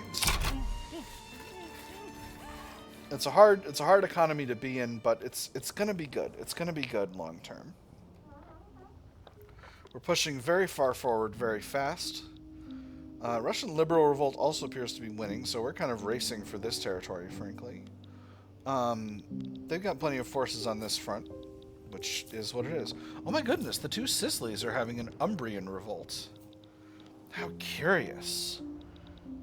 Come on, give me cultural exclusion. I want it so bad. So bad. And Kalsaraj is going down and Liberty Desire much faster. Very nice. North German flu spreads to Arabistan. Alright. A lot of my agricultural heartland has not been enfluid yet, so I'm reasonably confident in my abilities on that front. All right, we've got a hold of Oktober. We've got a hold of Uralsk. So I'm feeling pretty good. Had a stall. Don't love having a stall event.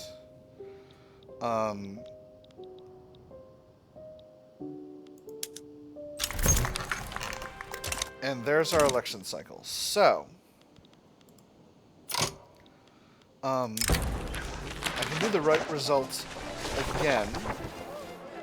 But I'm going to once again pick, if we were to achieve anything, the elections must be free. So, How's that looking? It's looking pretty good. Society for Progress is looking pretty good, and Learning Council is looking excellent. So I'm feeling pretty rock solid about this whole situation. All right. So the Society for Progress has moved into the Society for Progress is in the lead. But they're basically neck and neck with the Learning Council, and they can form a party together with a reasonable efficacy. So I'm feeling pretty confident overall in my ability to have a rock-solid election. Kindly burn this letter. Mozafar ad-Din Ayrum, a prominent member of the Learning Council, has been accused of gross corruption. He strenuously denied all allegations until damning letters surfaced signed by him. Yes, I am willing to discuss the contents of these letters with the committee, if only I am given enough time to study the content of the letters in my personal chambers first. Of course, on my honor, I will not alter or destroy any of the evidence. Honest. Learning Council should stand by Mozafar ad-Din Ayrum and deny everything, or Ayrum must be isolated to protect the rest of the Learning Council. First one reduces the momentum of the party, the second one loses him some popularity. I'm going to go with the second one. It's going to cost us a little bit of authority, because he's the nation's leader, but I'm feeling pretty okay about the whole thing, all things considered. Oh, I should have stolen some land in the Caucasus. Well, that's okay. Alright, I am officially below 25 infamy. North German flu spreads to Hormuz and Bampur. Alright, it's getting real bad down there. But I don't want the infamy. Oh, right, you can't conquer. You can liberate while there's a revolution happening, but you can't simply seize states. Does Russia have war support protection at this time? They do not, which I'm feeling pretty jazzed about. I've got a hold of Ely, which is another state, and I've nearly got a hold of all of Akhmalinsk. We're at full occupation of Akhmalinsk. All right, beautiful. So if we can keep pushing forward in Central Asia, we can break off Kazakhstan and liberate them, and that'll be pretty cool. I'll be pretty pleased about that. We're down to 16% enactment success chance for cultural exclusion. It's been a real struggle, cultural exclusion. I didn't think it was gonna be. I thought we were just sort of getting while the getting was good, but it's been a little tight. It's been, I mean, it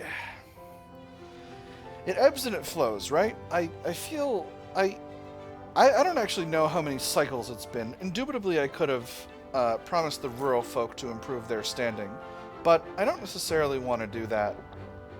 Obviously, I'm costing myself a lot of loyalists with the high taxes that I'm running during this war. North German flu spreads to Isfahan and Khorasan. Alright, so, you know, I will say the economy is still thrumming along. Baltic Governorates is in default. Nice.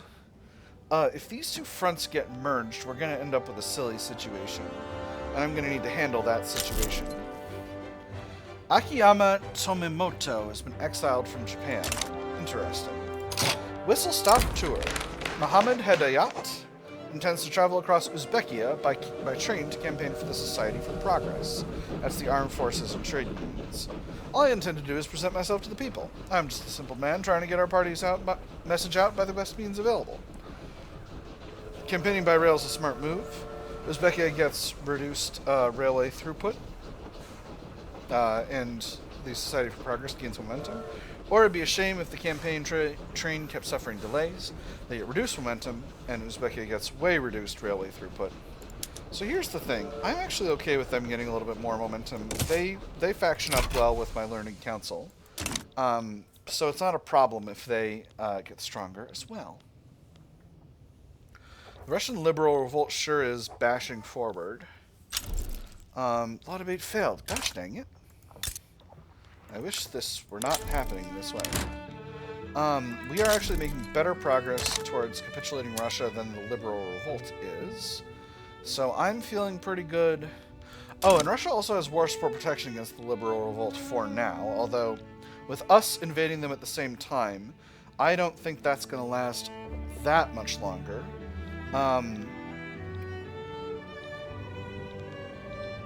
the liberal revolt. I don't know where Russia's capital is now, but I'm taking control of all of Kazakhstan, and that's happening. That's basically a done deal at this stage. So I'm feeling pretty good about that. North German flu spreads to Herat and Hazaristan. So it's kind of through the whole center of the country at this point. Oh, interesting. It doesn't, and we don't have a visual to how many states it's in, but it's in a lot of states. Is the takeaway of that. We have got Russia down to 14 war support, so it should only be a few more weeks. I'm going to go ahead and drop taxes back to the north. And there's the election.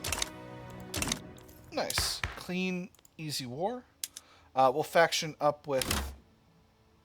What?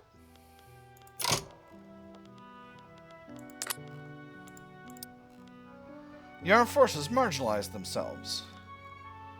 Weird. And the Society for Progress is now just the trade unions, and they're powerful. That's curious, but this is potentially an opportunity.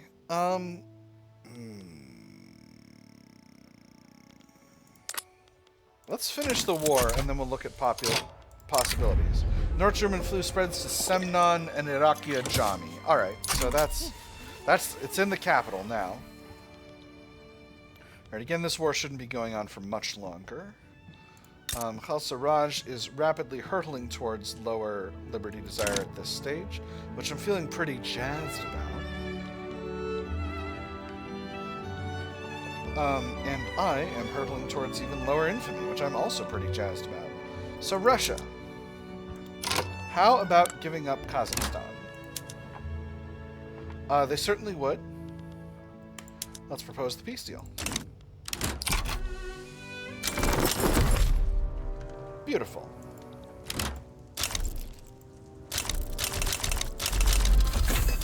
They're called Turkestan now. Interesting.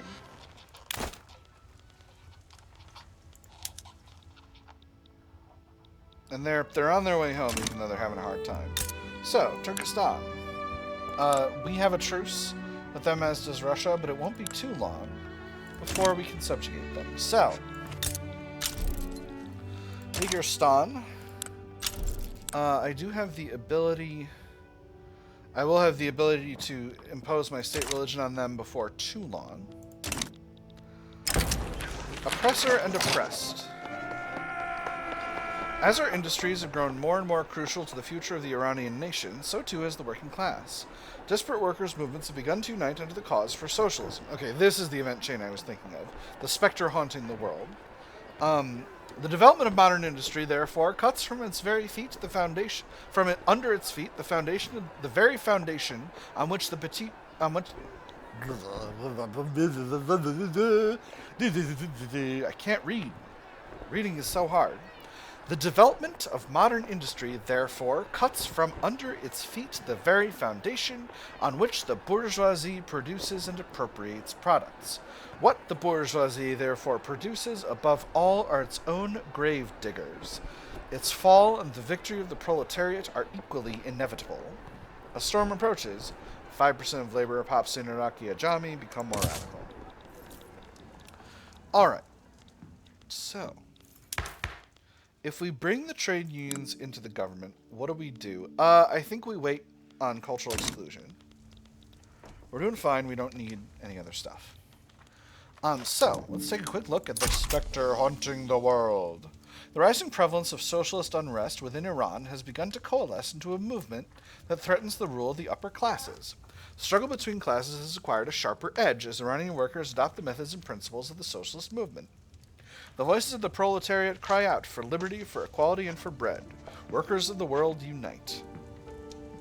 Will fail if at least one of these, the specter haunting the world progress bar, has reached 100%, or Iran is enacted in a variant of Council Republic. If failed, triggers the event A World to Win. Communist, anarchist, and vanguardist characters will appear much more frequently in Iran. If time runs out, triggers the event Firebreak. The Iranian socialist movement will be weakened for the near future. It goes on for 3 years. It looks like we're progressing downward due to having excellent institutions and relatively weak socialist, communist, and anarchist political movements. So let's hope things stay that way. I got a lot of radicals, but not as many since I dropped taxes. A lot of bait success. Excellent. So we're back up to 15%. I am going to ignore pretty much all of these minor revolts. I think they are not going to affect things pretty much at all.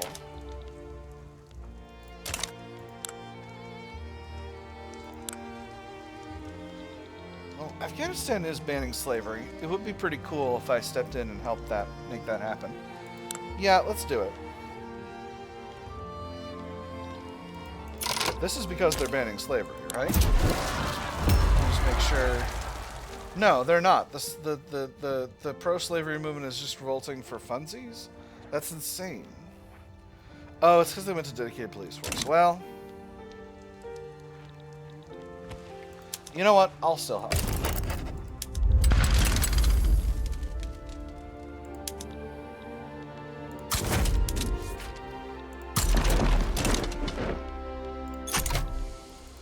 Champasak, can't be bothered. Sintan, can't be bothered. Bastar, cannot, and I cannot emphasize this enough, be bothered. Burma, can't be bothered. Bhavnagar, that's a British Raj situation. Ooh, automatic machine guns, can't be bothered. Baroda, same, or this is Nagpur, not Baroda, Najpur. I'm still going to ignore it. And then we got Montenegro. That's an Ottoman situation. I'm going to ignore it. North German flu spreads this time to Mazandaran and Tabriz. When will this plague end? Golly gee willikers. Everywhere I look, there's a plague happening. Alright, so this is interesting. We got a lot of bureaucratic capacity left over, and I'm not sure why. Not really sure. I don't...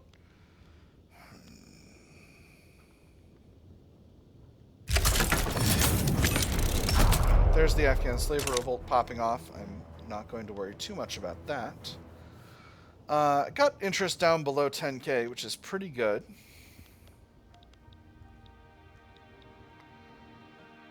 And are we winning this war? We surely am. We surely are. I surely am. We surely are. It's great.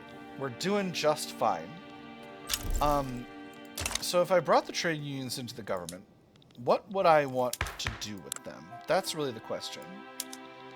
Nihilist, absolutely not. Egalitarian would allow me to do regulatory bodies, but I don't necessarily wish to do that. Anti-slavery, I'm already good to go on that. Proletarian. That would help me get to only to graduated taxation, though. If I went to graduated taxation, how much would that change? It would not produce a lot more. Interesting. Well, in that case, I don't need to necessarily concern myself with it. Populist. They like universal suffrage. They would allow us to get to universal suffrage, which would be interesting. But I don't necessarily want to do that, since the suffrage has served me pretty well. They would allow me to get to national militia, which I wouldn't necessarily want. And they're also socialists, which means they like council republic and cooperative ownership and command economy. So maybe we'll leave that be for now. So Turkestan, you're interesting. You are an autocratic monarchy, anti-Spanish league. Interesting. We keep jockeying with the Spanish for the top position. Subjecthood, state religion. Ooh, speaking of state religion, is it time? I think it is. No, not quite yet. A little bit longer. How's my mandate progress? is going pretty well. Not as well as it could be going. It could be going better. I need more subjects. That's what I need. A lot of it failed. Gosh dang. North German flu spreads once again to Turkmenia and Merv. So, I think a lot of our initial areas, though, are over it. Let's see if it's still in the capital. It's done in the capital, so we're doing okay overall. Oh, man. Uyghurstan is still... Yeah, their liberty desire is going down okay. Kalsaraj is going down at a pretty healthy clip. We are improving relations back with France. Kalsaraj, I think we're maxed out with Britain once again. I'm going to start improving relations with the Russian Liberal Revolt because I think they are, I think they're more likely to outlast and defeat Russia than Russia to defeat them at this stage. North German flu spreads to southern Turkestan and Herat. It's everywhere. There's so much. We're extremely down bad, friends. It's bad. It's real bad.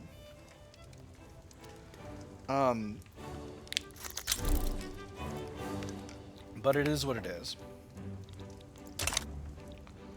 Now, if I wanted to seize... Have I got Pashtunistan incorporated? Not yet. 9.4 infamy to seize Pashtunistan from Afghanistan, and 9.8 to seize it from Chitral. Ooh, landing craft. Excellent. And a nice military tech going. Once again, I've moved over to production. Oh, before I forget, I need to enable machine guns and my mobilization methods. Oh my goodness. I've got a bunch of armies that don't have mobilization methods set. That was dumb. I should also be using modern nursing. I can't believe I didn't do that. Or modern field hospitals. I am producing sufficient opium to supply those field hospitals, am I not? Oh yeah, I for sure am. I got plenty of opium capacity. North German flu spreads, this time to Kabulistan and Kandahar.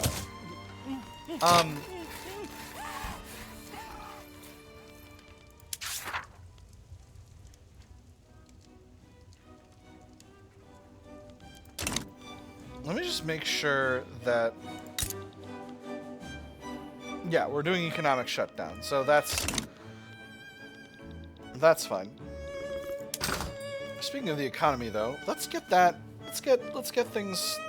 really rolling here.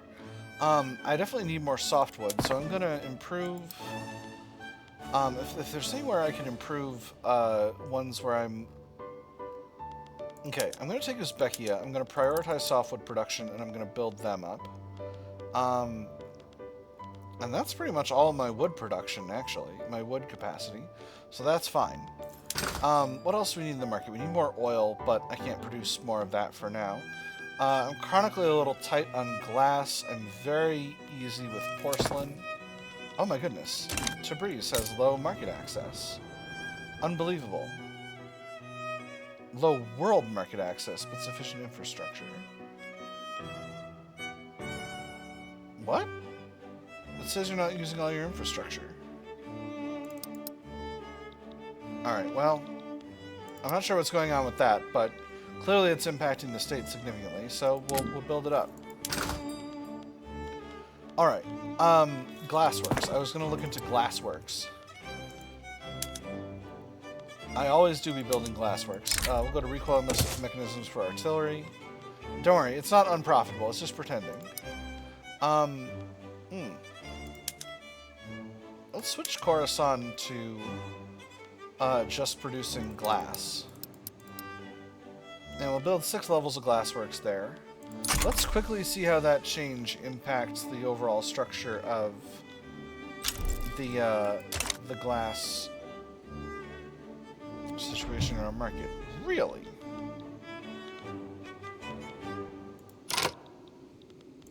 Well, maybe producing a bunch of glass works in Khorasan then is not going to help.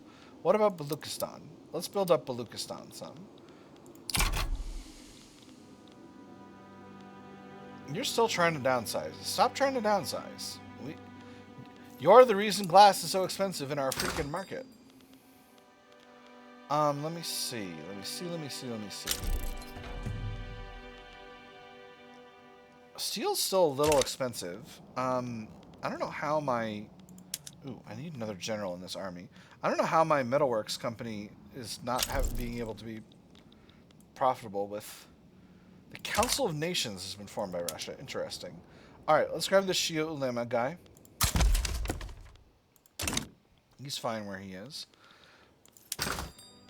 And what else do we need to build up? I need more engines. I could use more groceries. Coal. I was going to build up coal. I didn't build up coal forever ago, and I was gonna. Alright. What do we want? Let's max out Kerman. We're going to need another railway here as well. Subsidize that. Actually, I only need one level. Assamese National Awakening. Cool. We'll max out Tabriz. We shouldn't need extra infrastructure capacity here, but we will. It turns out I am wrong. Iraqi Ajami. Plenty of infrastructure here. We'll max it out. That should be all the coal we need. I'm actually way overproducing coal potentially, but that's okay. Alright, legislative failures. What? What? What? I only have one setback. You bastards, I only have one setback. Why am I canceling it? You bastards. Why am I only have one setback. Bastards. Alright, well, that's unfortunate. Alright, so the system has canceled enactment of cultural exclusion, which is a shame. One of these days I'll be able to impose my state religion, but not yet, I guess. Somali National Awakening, okay. The Anti-Mask League. Ismail Jamshidian has formed the Anti-Mask League in opposition to our pandemic measures. They dispute the effectiveness of our policies and demand that we revoke them for the sake of the struggling economy. Wear a mask and save a life. The emergency that now confronts our country is beyond the facilities of the health department. Those who do not wear them get sick. The man or woman or child who will not wear a mask now is a dangerous slacker. Ignore the League. Industrialist salty. Abandon anti-plague measures. I lose all my anti-plague measures, but the industrialists get happy. Or discredit the League with medical science.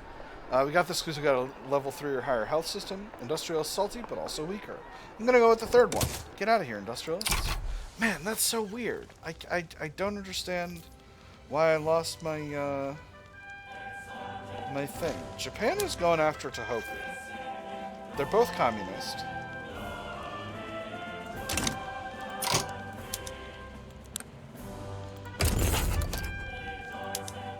I can't make them a protectorate, which is a shame. Unless... 78.4 infamy. Ah, oh, beautiful. Just beautiful.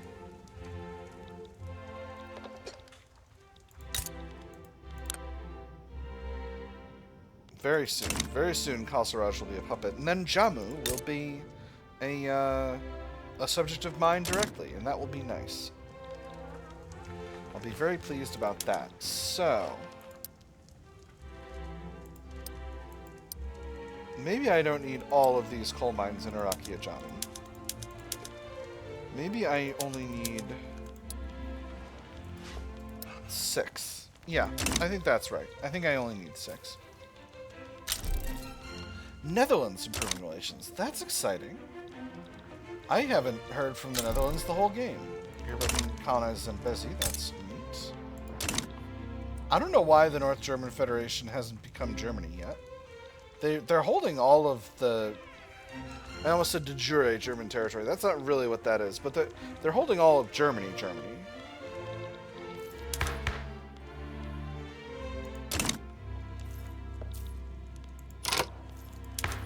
If I wanted to go to racial segregation, the trade unionists will be neutral.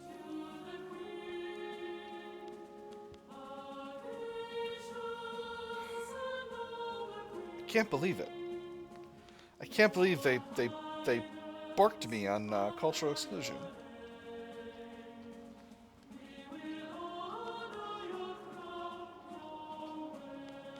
I really do want to get off of subjecthood. I think racial segregation will be fine. It's going to make the Turkmen national movement protesting. See, this is what happens.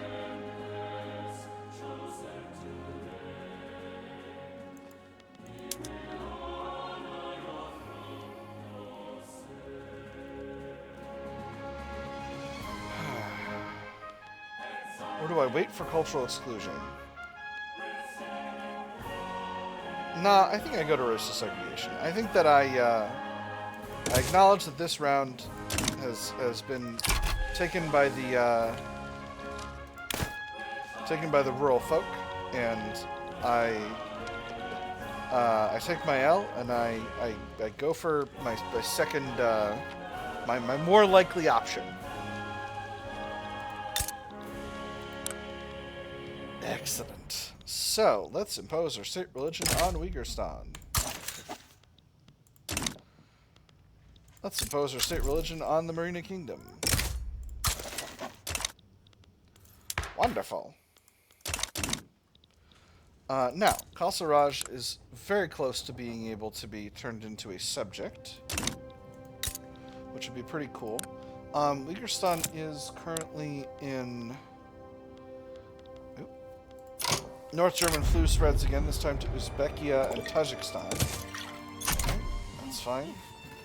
Now I could make Uyghurastan more religious. Ooh, I could turn them into people of the book. That's interesting. Let me see. Or rather, I could make them do the people of the book law. So that's interesting. I think I am going to do that. Because that's ultimately what's good for them. They've deferred enacting it for now. Now, Marina Kingdom is at state religion. Alright, that's just fine. I can make them turn to people of the book, but I don't think that'll actually change anything. So we'll keep them going where they're going. And that means they're going to be slowly developing Shia populations, and that's good. So we're likely to have revolutions in those countries as time goes by here, but that's not necessarily a problem.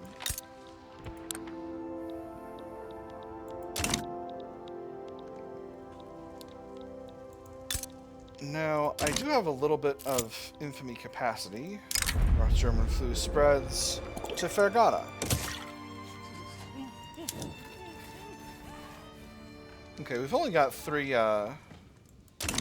states that have still got the flu. A lot of 8 success. We're up to 25% already.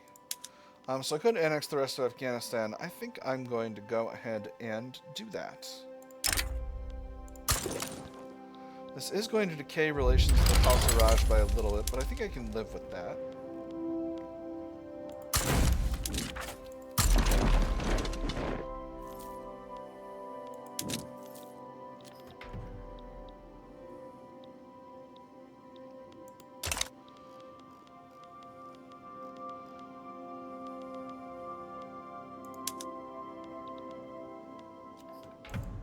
I should move troops around to balance my armies instead of just building more units.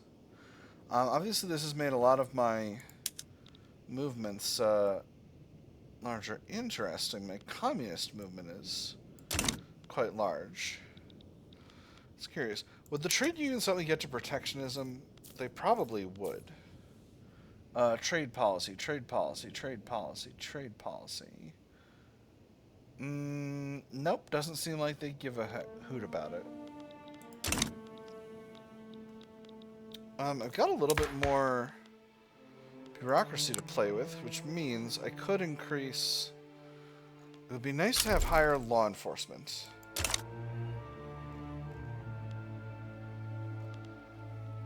But also, I could... Yeah, I actually think I need it, because I'm having a lot of radicals from political movements, and I don't like having radicals from political movements. So maybe I actually increase taxation capacity a little. Oh, I got mass scale trading available. I didn't even realize. Nice. Uzbekia, Fergana, and Fars. And there's the steam donkey. That's exciting. That is going to make my mines significantly more profitable eventually. Alright, so I'll get those running, and then I'll get up to level 4 law enforcement. I just think it's natural at this point in the game to be at higher law enforcement. Ooh, and I got pump jack spreading. Excellent. That's wonderful. That'll let us exploit our own oil, which is very good. Brazil formed a grand coalition. Pretty cool. And we are working on rotary valve engines. Should I do my own research on pump jacks right now? I'm about to finish rotary valve engines. Yeah, I think I want to be in oil power. So I think the answer is yes. There's our war with Afghanistan. I'm going to show them disrespect by not even paying attention. Alright, so once pump jacks is done, we'll snag electrical generation. Then we'll grab shift work. And then after that, we'll do the other ones over here. Threshing machine. And then we'll circle back around to radio. And that is going to be just fine. Radio is a prerequisite for a lot of really good military techs. North German flu spreads to Khwarezmia and Turkmenia. The Devil's Paintbrush. General Abdul Hussein Hedayat's use of dedicated machine gun teams in the Iran vs. Afghanistan war has yielded advantageous results on the field of battle, leaving full platoons of enemies dead before they even reach our lines. If anyone had told me that it would be possible to make a gun that would pull a cartridge belt into position, pull a loaded cartridge out of it, move it in front of the barrel, thrust it into the barrel, close the breech in a proper manner, cock the hammer, pull the trigger, fire off the cartridge, extract the empty shell, and throw it out of the mechanism, feed a new cartridge into position, and do all these things in the 10th of a second, I would not have believed it. But now I have seen it with my own eyes. Whatever happens, we have got the Maxim gun, and they have not. 20% extra defense for 2 years. Or Abdul Hussein Hedayat's mastery of the tool is unparalleled. He gets Stalwart Defender. He's a good character, and I want him to have Stalwart Defender, so I'm going to grab that second one. Spectrum Hunting the World is... oh my goodness. Oh my goodness. I need to handle this. Uh-oh! Well, goodbye consumption taxes on... I wasn't even paying attention. Alright. We will... I need to cut one more consumption tax. We'll cut the consumption tax on transportation, actually.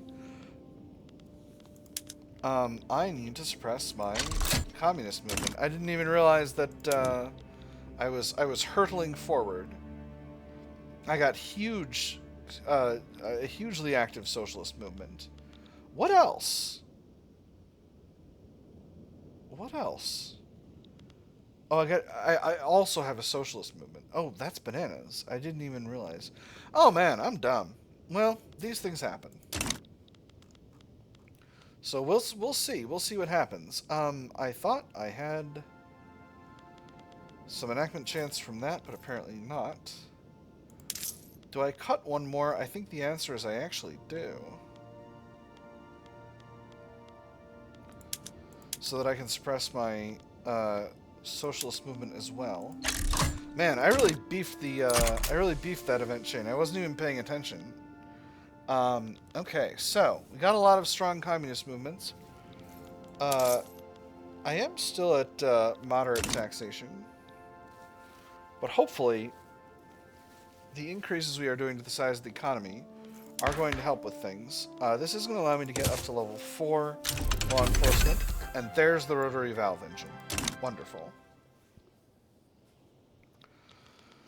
So hopefully this will weaken these movements some, and then I'll be able to do as I like. Now, trade unionists are pretty upset, all told. Yeah, I don't think I'm actually going to be able to get out from under this in the next month. So, unfortunately, for the run that we are currently doing, we're going to be doing a big communism. All right, so conquered bastion Islam. Before I forget, we'll reset production methods.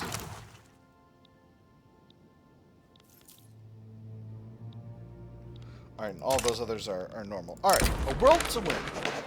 With socialist ideas sweeping across Iran, the Irum government has determined that drastic concessions to arrest its progress must be considered. There is sufficient momentum for a rapid policy change. The proletariat is everywhere assuming a threatening attitude, and is beginning to count the ranks of its enemy, far weaker in numbers than itself, and to demand the actualization of its rights. All people are filled with a kind of premonition, and everyone whose vital organs are not paralyzed, face with shuddering expectation the approaching future which will utter the redeeming word. Offer greater wages for their labor, enables law wage subsidies and welfare. Trade unions will be much more likely to select vanguardist, communist, or anarchist leaders when pressured by an applicable political movement. Other interest groups are more likely to select vanguardist, so the same for everyone. Guarantee better conditions for workers, enact regulatory bodies in labor rights. Or we will not capitulate, 5% of upper stern pops become more loyalist, and the more vanguardist communist and anarchist leaders is for all of these. I'm going to guarantee better conditions for workers. So this turns on regulatory bodies, which reduces dangerous working conditions. That's going to improve population growth. And I will be able to get more of that eventually. For the present, I'm a little bit tapped out, but that's okay. Ooh, opium trade. Opium barons. Production at the opium plantations is booming, and foreign demand for opium could hardly be higher. The Turkish people of the Ottoman Empire have become so enamored with the stuff that it has all but become a national pastime. The seeds of this flower, seemingly innocuous, are in truth the seeds of the fall of empires. Men will fight bloody wars to sate their gluttony for opium. They will sell their own mothers for another taste, and we will be there to sell it to them. Keep the opium coming, increase opium plantations throughput, or take the pipe, my Ottoman friend. Turkish people become obsessed with opium. Iran gets extra trade advantage to the Ottoman Empire. I'm going to go with the second one. And I'm going to stop embargoing them because I'm totally fine if they buy a bunch of our opium. That's totally fine with me. Attica has changed color. They're still an anarchist commune. Interesting. Very interesting.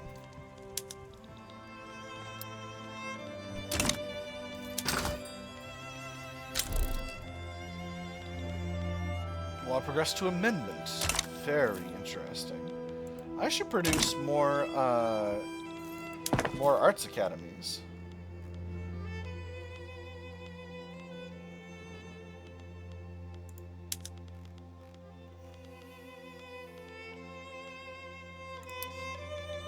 Because I need to produce more art.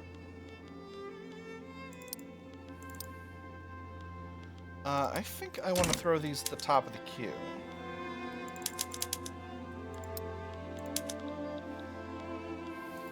Decent amount of time. Hopefully my trade unions will slowly become less salty. They don't love living in a theocracy.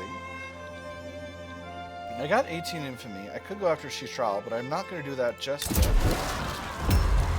Oh my goodness, Kalsaraj is also on fire from a modernist revolt. They're very nearly ready to become a puppet, which I am pleased about. And there's identification documents. Excellent. I'm actually going to move this law enforcement to the middling one. And I'm going to tick Home Affairs up, because that's actually what I want to be improving, what I want to be spending my bureaucracy on. I think I might have enough bureaucratic capacity to accomplish both, but we'll see.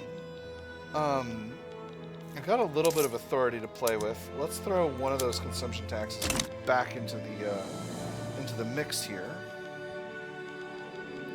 I'm now suppressing my communist, absolutist, and socialist movements.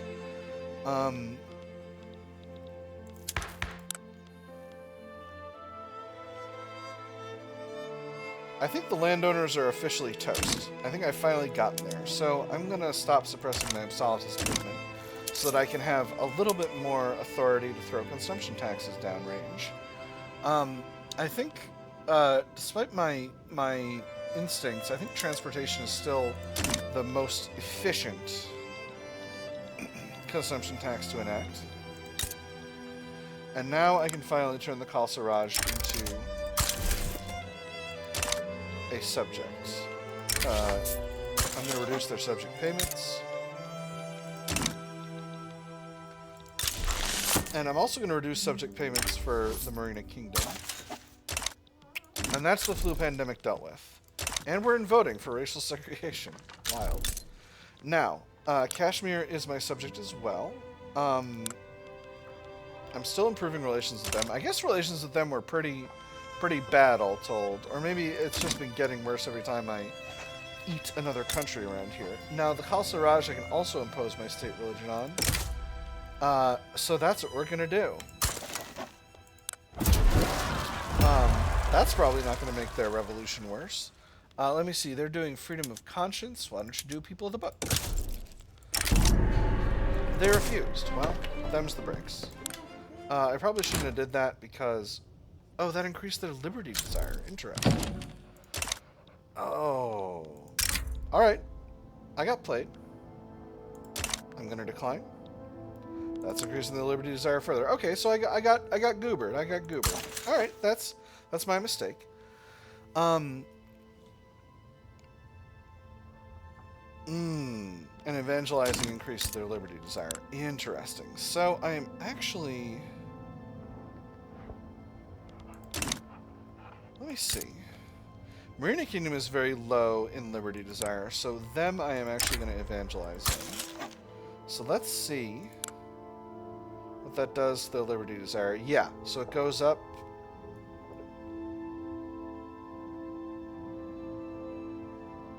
I don't know how to tell how much evangelizing is affecting it. So I'm not sure, but we'll see. We'll see what happens. We'll see how it goes. GDP is continuing to increase, which I'm feeling pretty jazzed about. Still can't get above 75 for government legitimacy, which is unfortunate. I am close to finishing level 3 law enforcement.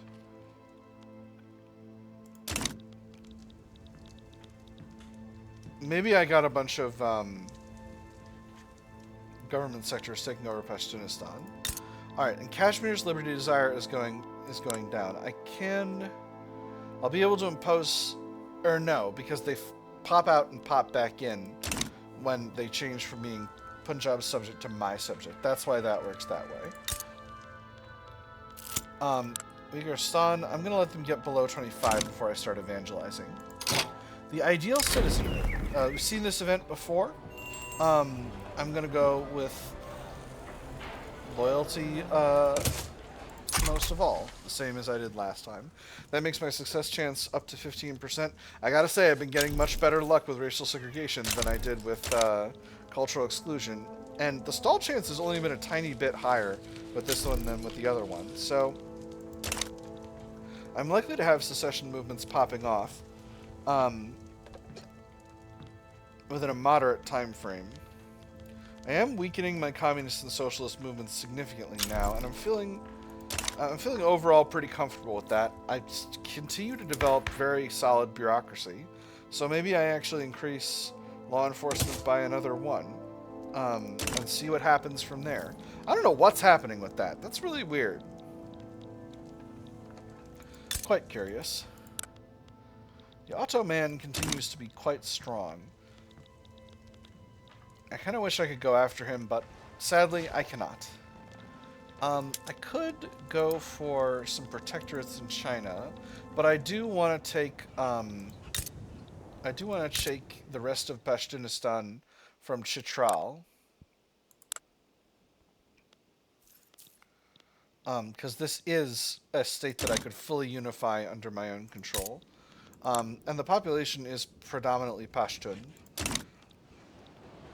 And Pashtun are one of the primary cultures of our nation. I've accrued a very large amount of national debt by building these coal mines, so I may need to dial it back in terms of construction for a while.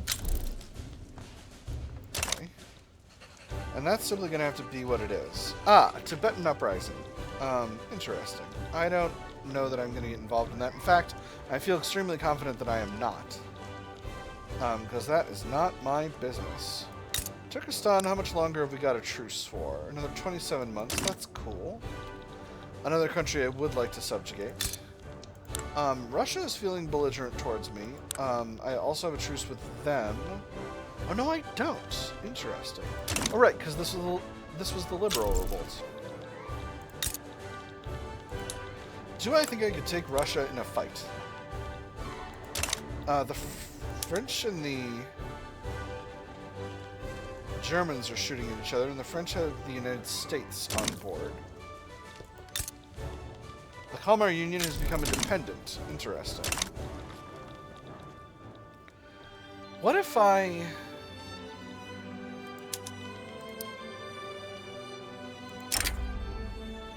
No one would step in if I tried to conquer Kyrgyzstan. Last time I fought the Russians, it was a little bit of a joke.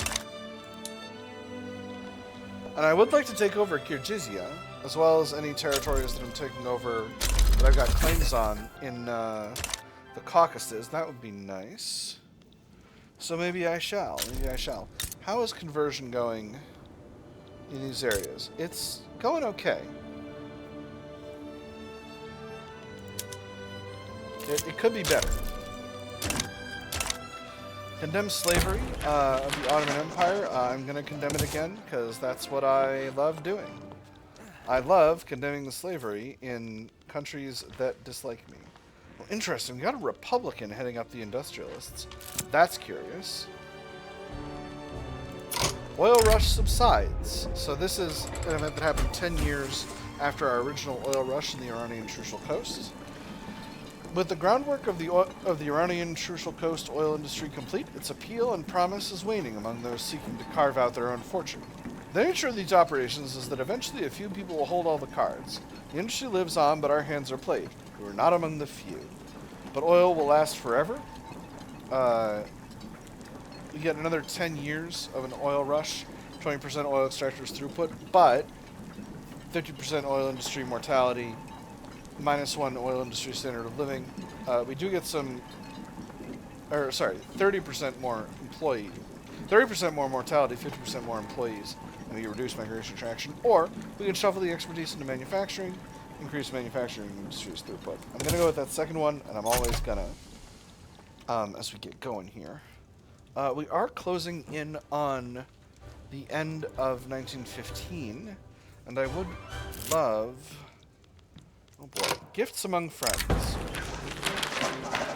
An internal investigation has discovered that a government official received many gifts from Nasr ad-Din Astarabadi on behalf of the Anti-Spanish League. The official leading the investigation details his findings. Does Nasr ad-Din Astarabadi have no integrity? Among the gifts, the following was found: a half-dozen parcels of cloth, a carving knife, a pocket knife, 5 pairs of gloves, 23 barrels of salt, and a dozen bottles of Iran's finest colonial water. Is this not bribery in support of the Anti-Spanish League's cause? The Anti-Spanish League has done nothing suspect. 5% of intelligentsia pops become more loyalist. Or perhaps the leader should step down. He resigns, and we get extra legitimacy. He's likely to be replaced by a communist, but we'll see what happens.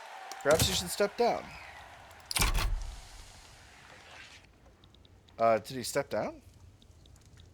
Seems like he didn't. Well, we get our legitimacy, and that's what matters to me. That puts me in the legitimate government band. I'm not getting any extra loyalists each month, which is a shame.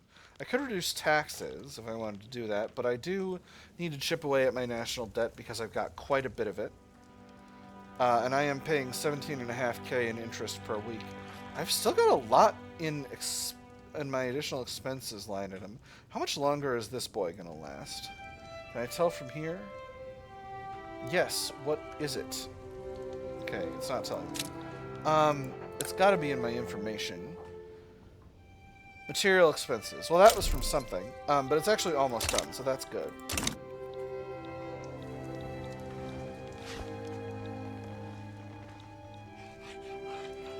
I do so wish to go after the Russians. Oh my goodness, there's a radical revolt in Tichrala. I can't go after them now. Well, what a shame. I wonder if this means I'll have to go after the Russians. So if I do that... Again, they're feeling belligerent towards me, so I'm not going to feel bad about it. But the question I need to ask myself is, this area is predominantly Kyrgyz and Uzbek. Okay. A lot of advancements up to 40%. Maybe I'll hold off until I've got racial segregation fully enacted, and then we'll... Hey, Home Affairs is up to level 3. Wonderful. And then we'll worry about the other stuff. With a little bit more bureaucracy, I might be able to go up to level 5 law enforcement, and I would like that. Reduce radicals from political movements would just be generally really nice for me, because I've got so many political movements. I have a very large country that is diverse both ideologically and ethnically, and it's tough. Tibetan Uprising is fighting the British. They seem to be doing a decent job of it, to be completely honest. Looks like the French are winning against the Germans. What are you going for here? Germany's trying to get Alsace-Lorraine, and then France is trying to get just a bunch of territory in Germany. Is that making France notorious? It sure is. Great Britain is also notorious. Damn, they're maxing. The Hedge, what do you desire? Or no, this is Witu. You want me to give you furniture in exchange for cash and a power block embassy. Sure. That's fine with me. That's really very little, Where are you? Where is Witu? Here. They're here. Oop. That's not what I wanted. You're a Sunni country. Interesting. Well, maybe we will build leverage as we go on. Oh, Sind is back. Excellent. What a wonderful opportunity we are having to turn you into a protectorate. Portugal might fight me, but I'm not scared of Portugal.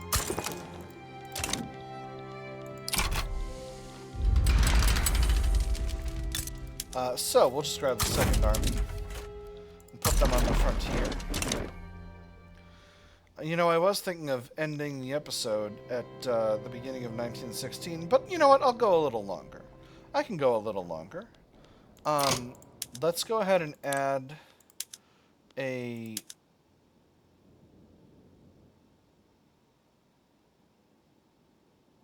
Where's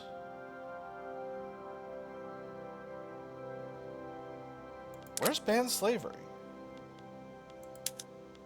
Where's banned slavery? I can't ban slavery? That sucks. But that sucks. Speaking of banning slavery, I can't do that in Punjab yet because they're still quite desirous of liberty. Kashmir's getting down there. Uyghurstan is getting down there. Ooh, no, I'll wait for Uyghurstan. Having Sind in my my power block will be very good because they're not a large country, but they're not tiny. They very much have the capacity to get into the minors. Subjects to citizens. We've seen this event before. Oh my goodness. This is the thing that was costing me all that cash, but it's so little. It's so little. I'm gonna grant all the funding. Let's knock this out. I realize I'm goobering myself just the same as I goobered myself before, but we're at 60%. And before, here's the thing. Oh, I love water. With cultural exclusion, it's not that I don't have the option to pay nothing. I can only pay 12k for 10% or 20k for 20%. So let's go with the other one. All right. It makes sense to me to do it this way. So the armed forces, after frickin' disappearing, have become kind of normal in the country again.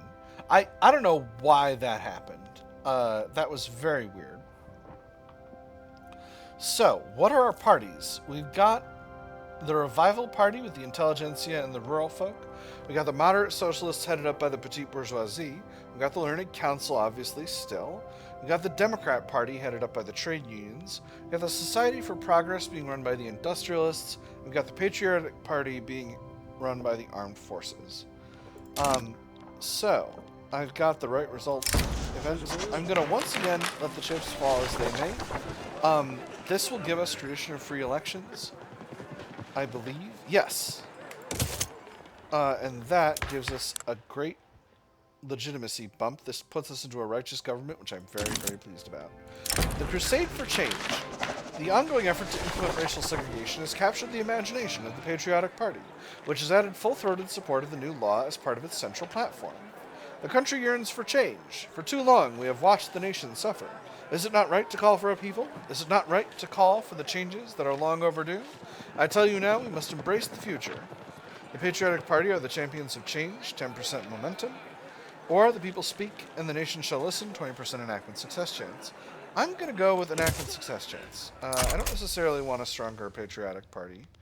I might be able to bring them into the government. Oh, I actually could. Yeah, there are things I could do. But, Sind backs down. Lovely. Oh, I'm delighted to hear that. Let's improve relations with them. Their liberty desire is going down at a very healthy clip, which I'm pretty pleased about. Uh-oh. A Kashmiri socialist revolt. Alright, that's fine.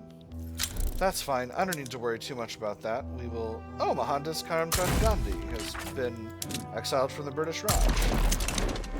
I know that guy. We got a Red Scare again. Oh no, this is new. This is an election event.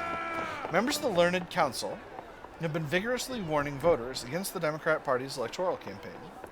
First, they'll take your boss's house and you'll thank them for it. You'll receive them as the promised savior and kneel before them. Then they'll take your neighbor's house and you'll try to convince them. You'll say, but I know him. He's a good man, and it won't matter in the slightest. And then they'll take your car. And you'll think to yourself, it's fine. I don't need a car anyways. And can you guess what'll happen next? You know what'll happen next. These leftists are traitors to the nation, minus 30% momentum subtracted from the Democrat Party. This rhetoric is needlessly alarmist. Minus 20% momentum. Red Scare minimized makes government interest approval, minus 2. Infiltrate the Democratic Party leadership.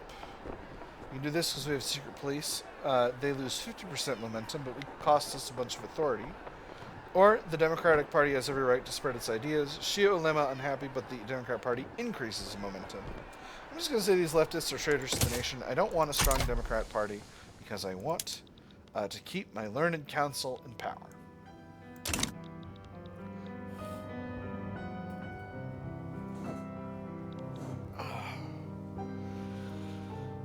Cash flow is still a little tight. There are people producing telephones and I'm not producing them, which makes me sad. Universities are so expensive, but I honestly think I need more of them. And no matter how it hurts, I think I've got to build... I don't need to build too many more of them, but I do need some universities. Let's build up to 5 in Uzbekistan. There's racial segregation. Alright. We'll build up to 5 in... And then we'll build up to 2 in a couple more of these areas. Oh, I actually need some in Hormuz. Najd, Hail, Trucial Coast. And we'll build up to 5 in Bump. That'll be fine. It'll cost us a pile of money, but it'll be fine. So, this is a Punjabi modernist revolt, which I also need to deal with, so I'll mobilize a second one of my small armies to deal with that. That'll make that a very comfortable outcome. Russia is damaging relations. Well, Russia, you goobers. Stop goobering, Russia. Golly. The Golden Mean. Members of the Democrat Party have drawn attention to the rise of the Revival Party, expressing their willingness to offer a more moderate solution to their political extremism. Have you heard of that dangerous Revival Party? I've been told that their members meet at night, plot their next terrorist attack, and eat babies. Babies. And think a lot that they do? Extra momentum for the Revival Party? Or sounds a bit far-fetched, but the Democrat Party is still the sensible option. Extra momentum for the Democrat Party. So now I need to choose. The Revival Party are pretty weak at this time. So... Or no. The Revival Party are orange. Okay, so... If I give the Democrat Party more momentum, though, that could push them above the Learned Council, and I don't like that. So, we'll give it to the Revival Party. That'll get them a little stronger. But it'll keep the Learned Council in the front, and that's what matters.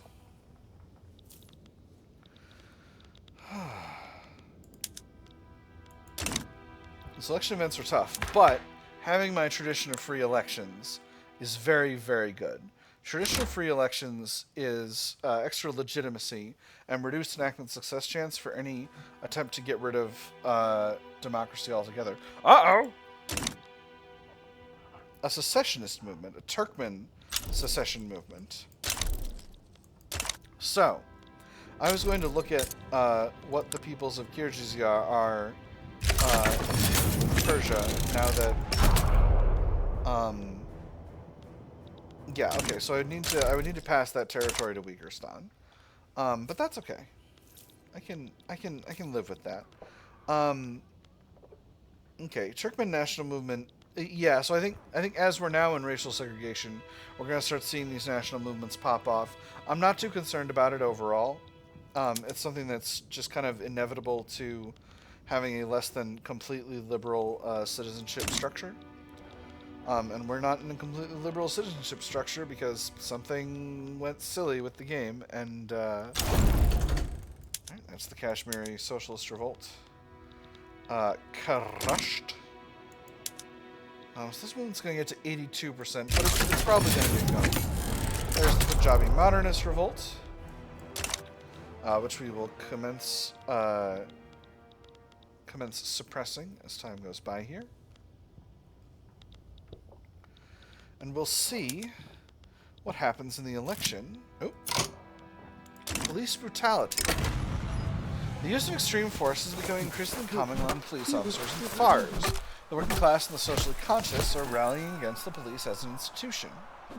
Scarcely a week passes without their committing some offense which disgusts everybody but the magistrates. Boys are bruised by their ferocity, women insulted by their ruffianism, and that which brutality has done, perjury denies, and magisterial stupidity suffers to go unpunished. Police brutality is becoming one of our most venerated institutions.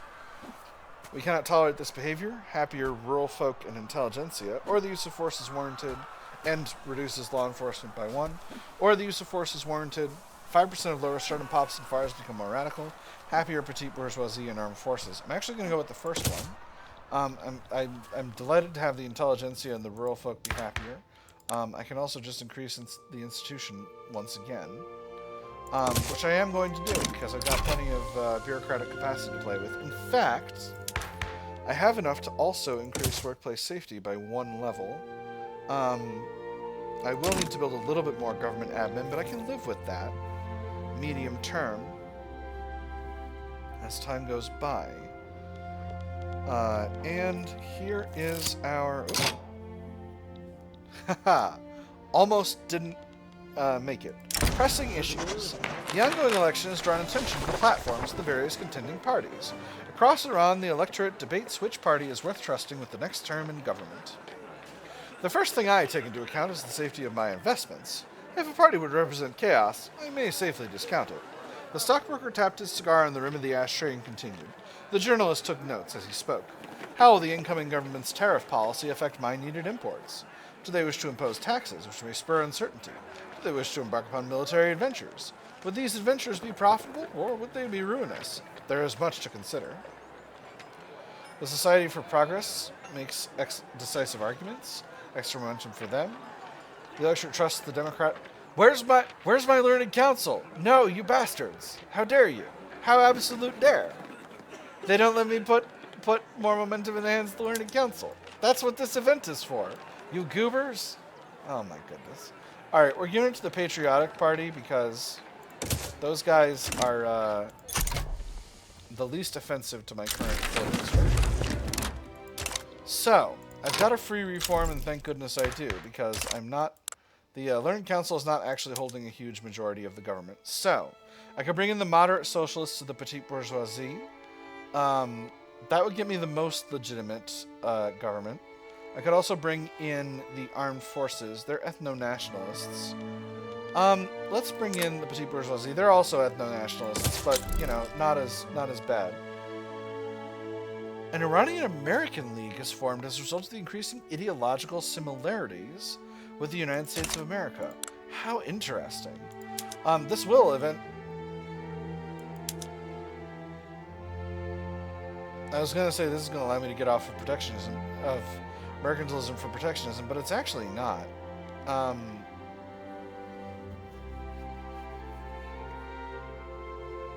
If I do this, I am going to piss off my industrialists. Let's not worry about that. I'm good. I'm good. It's fine. Could do homesteading, but why bother?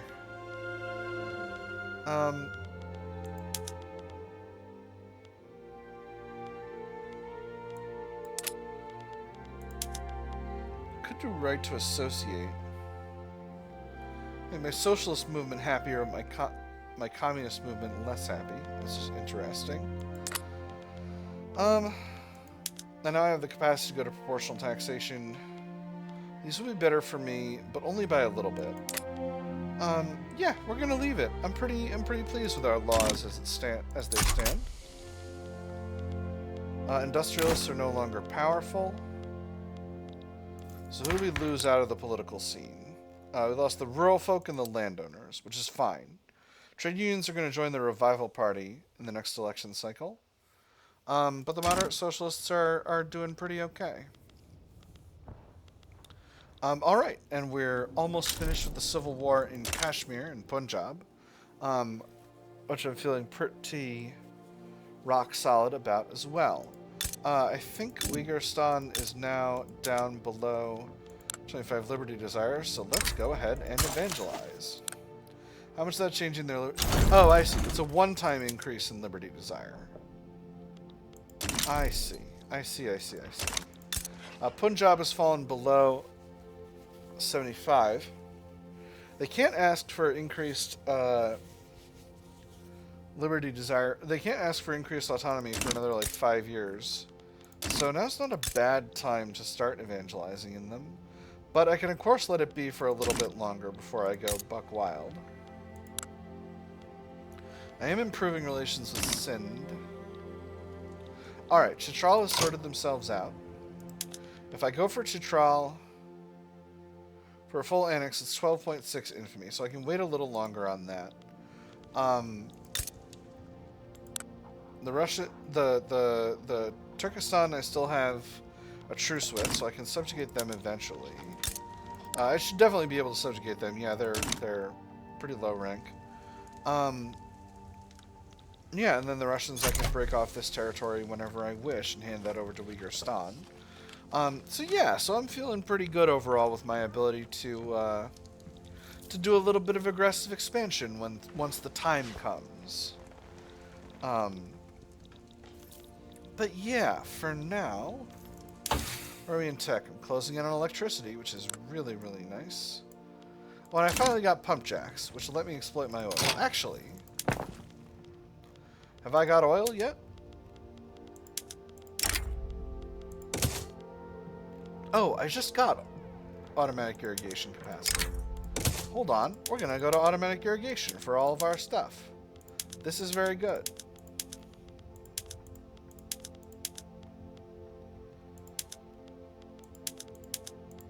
And we're gonna go to rail transportation. You only think you're gonna be unprofitable. You're actually not. You're gonna love transporting by rail. You're gonna love it. It's gonna be crazy. It's gonna be buck wild how much you like it. And then oil rigs, we do have some.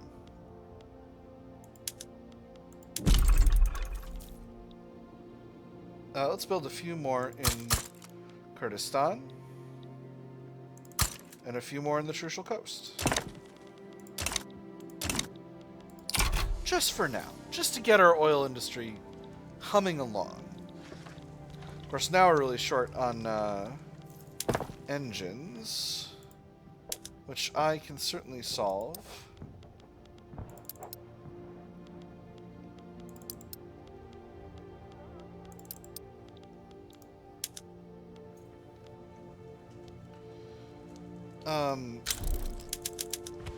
Maybe we'll build the engines first and the oil after.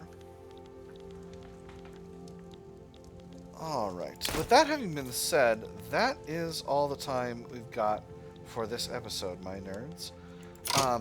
I have had tremendous fun. I hope you have had fun as well, and I will see you on the other side.